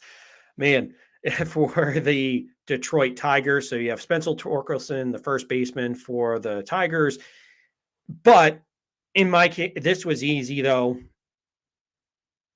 Bobby Witt Jr. He's going to be playing third base this year. He's going to, once you have Escobar move away from short there in Kansas City, and he's going to be a shortstop. But for now, he's the third baseman. Bobby Witt Jr., I mean, he's been so hyped the last couple of years. I mean, this is a guy that probably should have been up in the major league last year, at least probably July or August of last year should have been up. But I mean, this is going to be the easiest pick I make is him. So that is your pick. So again, for the major awards, it's going to be Rafael Devers, American League MVP, Lucas Giolito, the American League Cy Young. It's going to be Bobby Witt Jr., a American League Rookie of the Year, the NL MVP, Mookie Betts, the National League Cy Young Award winner, Corbin Burns, and the Rookie of the Year is going to be Seiya Suzuki. So that will wrap up our MLB and Red Sox season preview show for this year. I hope you guys all enjoyed that. I know we kind of ran long tonight, but I mean, I really love this, and this great topic to really touch on here. But I really had a lot of fun, and I hope you guys enjoyed that. If you guys disagree with any of my picks, rankings, or choices for any of the awards, the division, how things are going to go, definitely you can always hit me up live in the chat here, or you can send me your tweets to my name, to my personal handle at Sean_Met28. That's my Instagram and Twitter handle, as well as going to the show account at NE Sports Weekly. And you can send me any questions there. And of course, as always, if you enjoy watching the live stream, tell your friends, tell them to come along and watch the show as well. And always hit that like and subscribe button if you haven't yet, and stay up to date on any alerts for the show. And of course, if you can't make the live stream and you do still want to listen to the show, you can always listen on Spotify or SoundCloud. Just search New England Sports Weekly and you can find us there and listen any time of the day, whenever you can. Always appreciate it. And of course, on those platforms as well, Spotify and SoundCloud, remember to hit the like button as well. All righty, folks. We will be back next week with you, and we'll have actual regular season baseball to be breaking down here. The Celtics are on their last 3 games of the regular season. They're getting ready for the playoffs. So hopefully we'll have a playoff matchup to break down. And of course, the Boston Bruins are still have 12 games to go before they are starting the Stanley Cup playoffs. And of course, if the Patriots make any moves between now and next week, we will get you caught up on any of those, and we'll probably begin to do some breakdowns of some of the Patriots' needs heading into the draft. All right, folks. Well, you have a good rest of your night, and we will see you next Wednesday at 8 o'clock.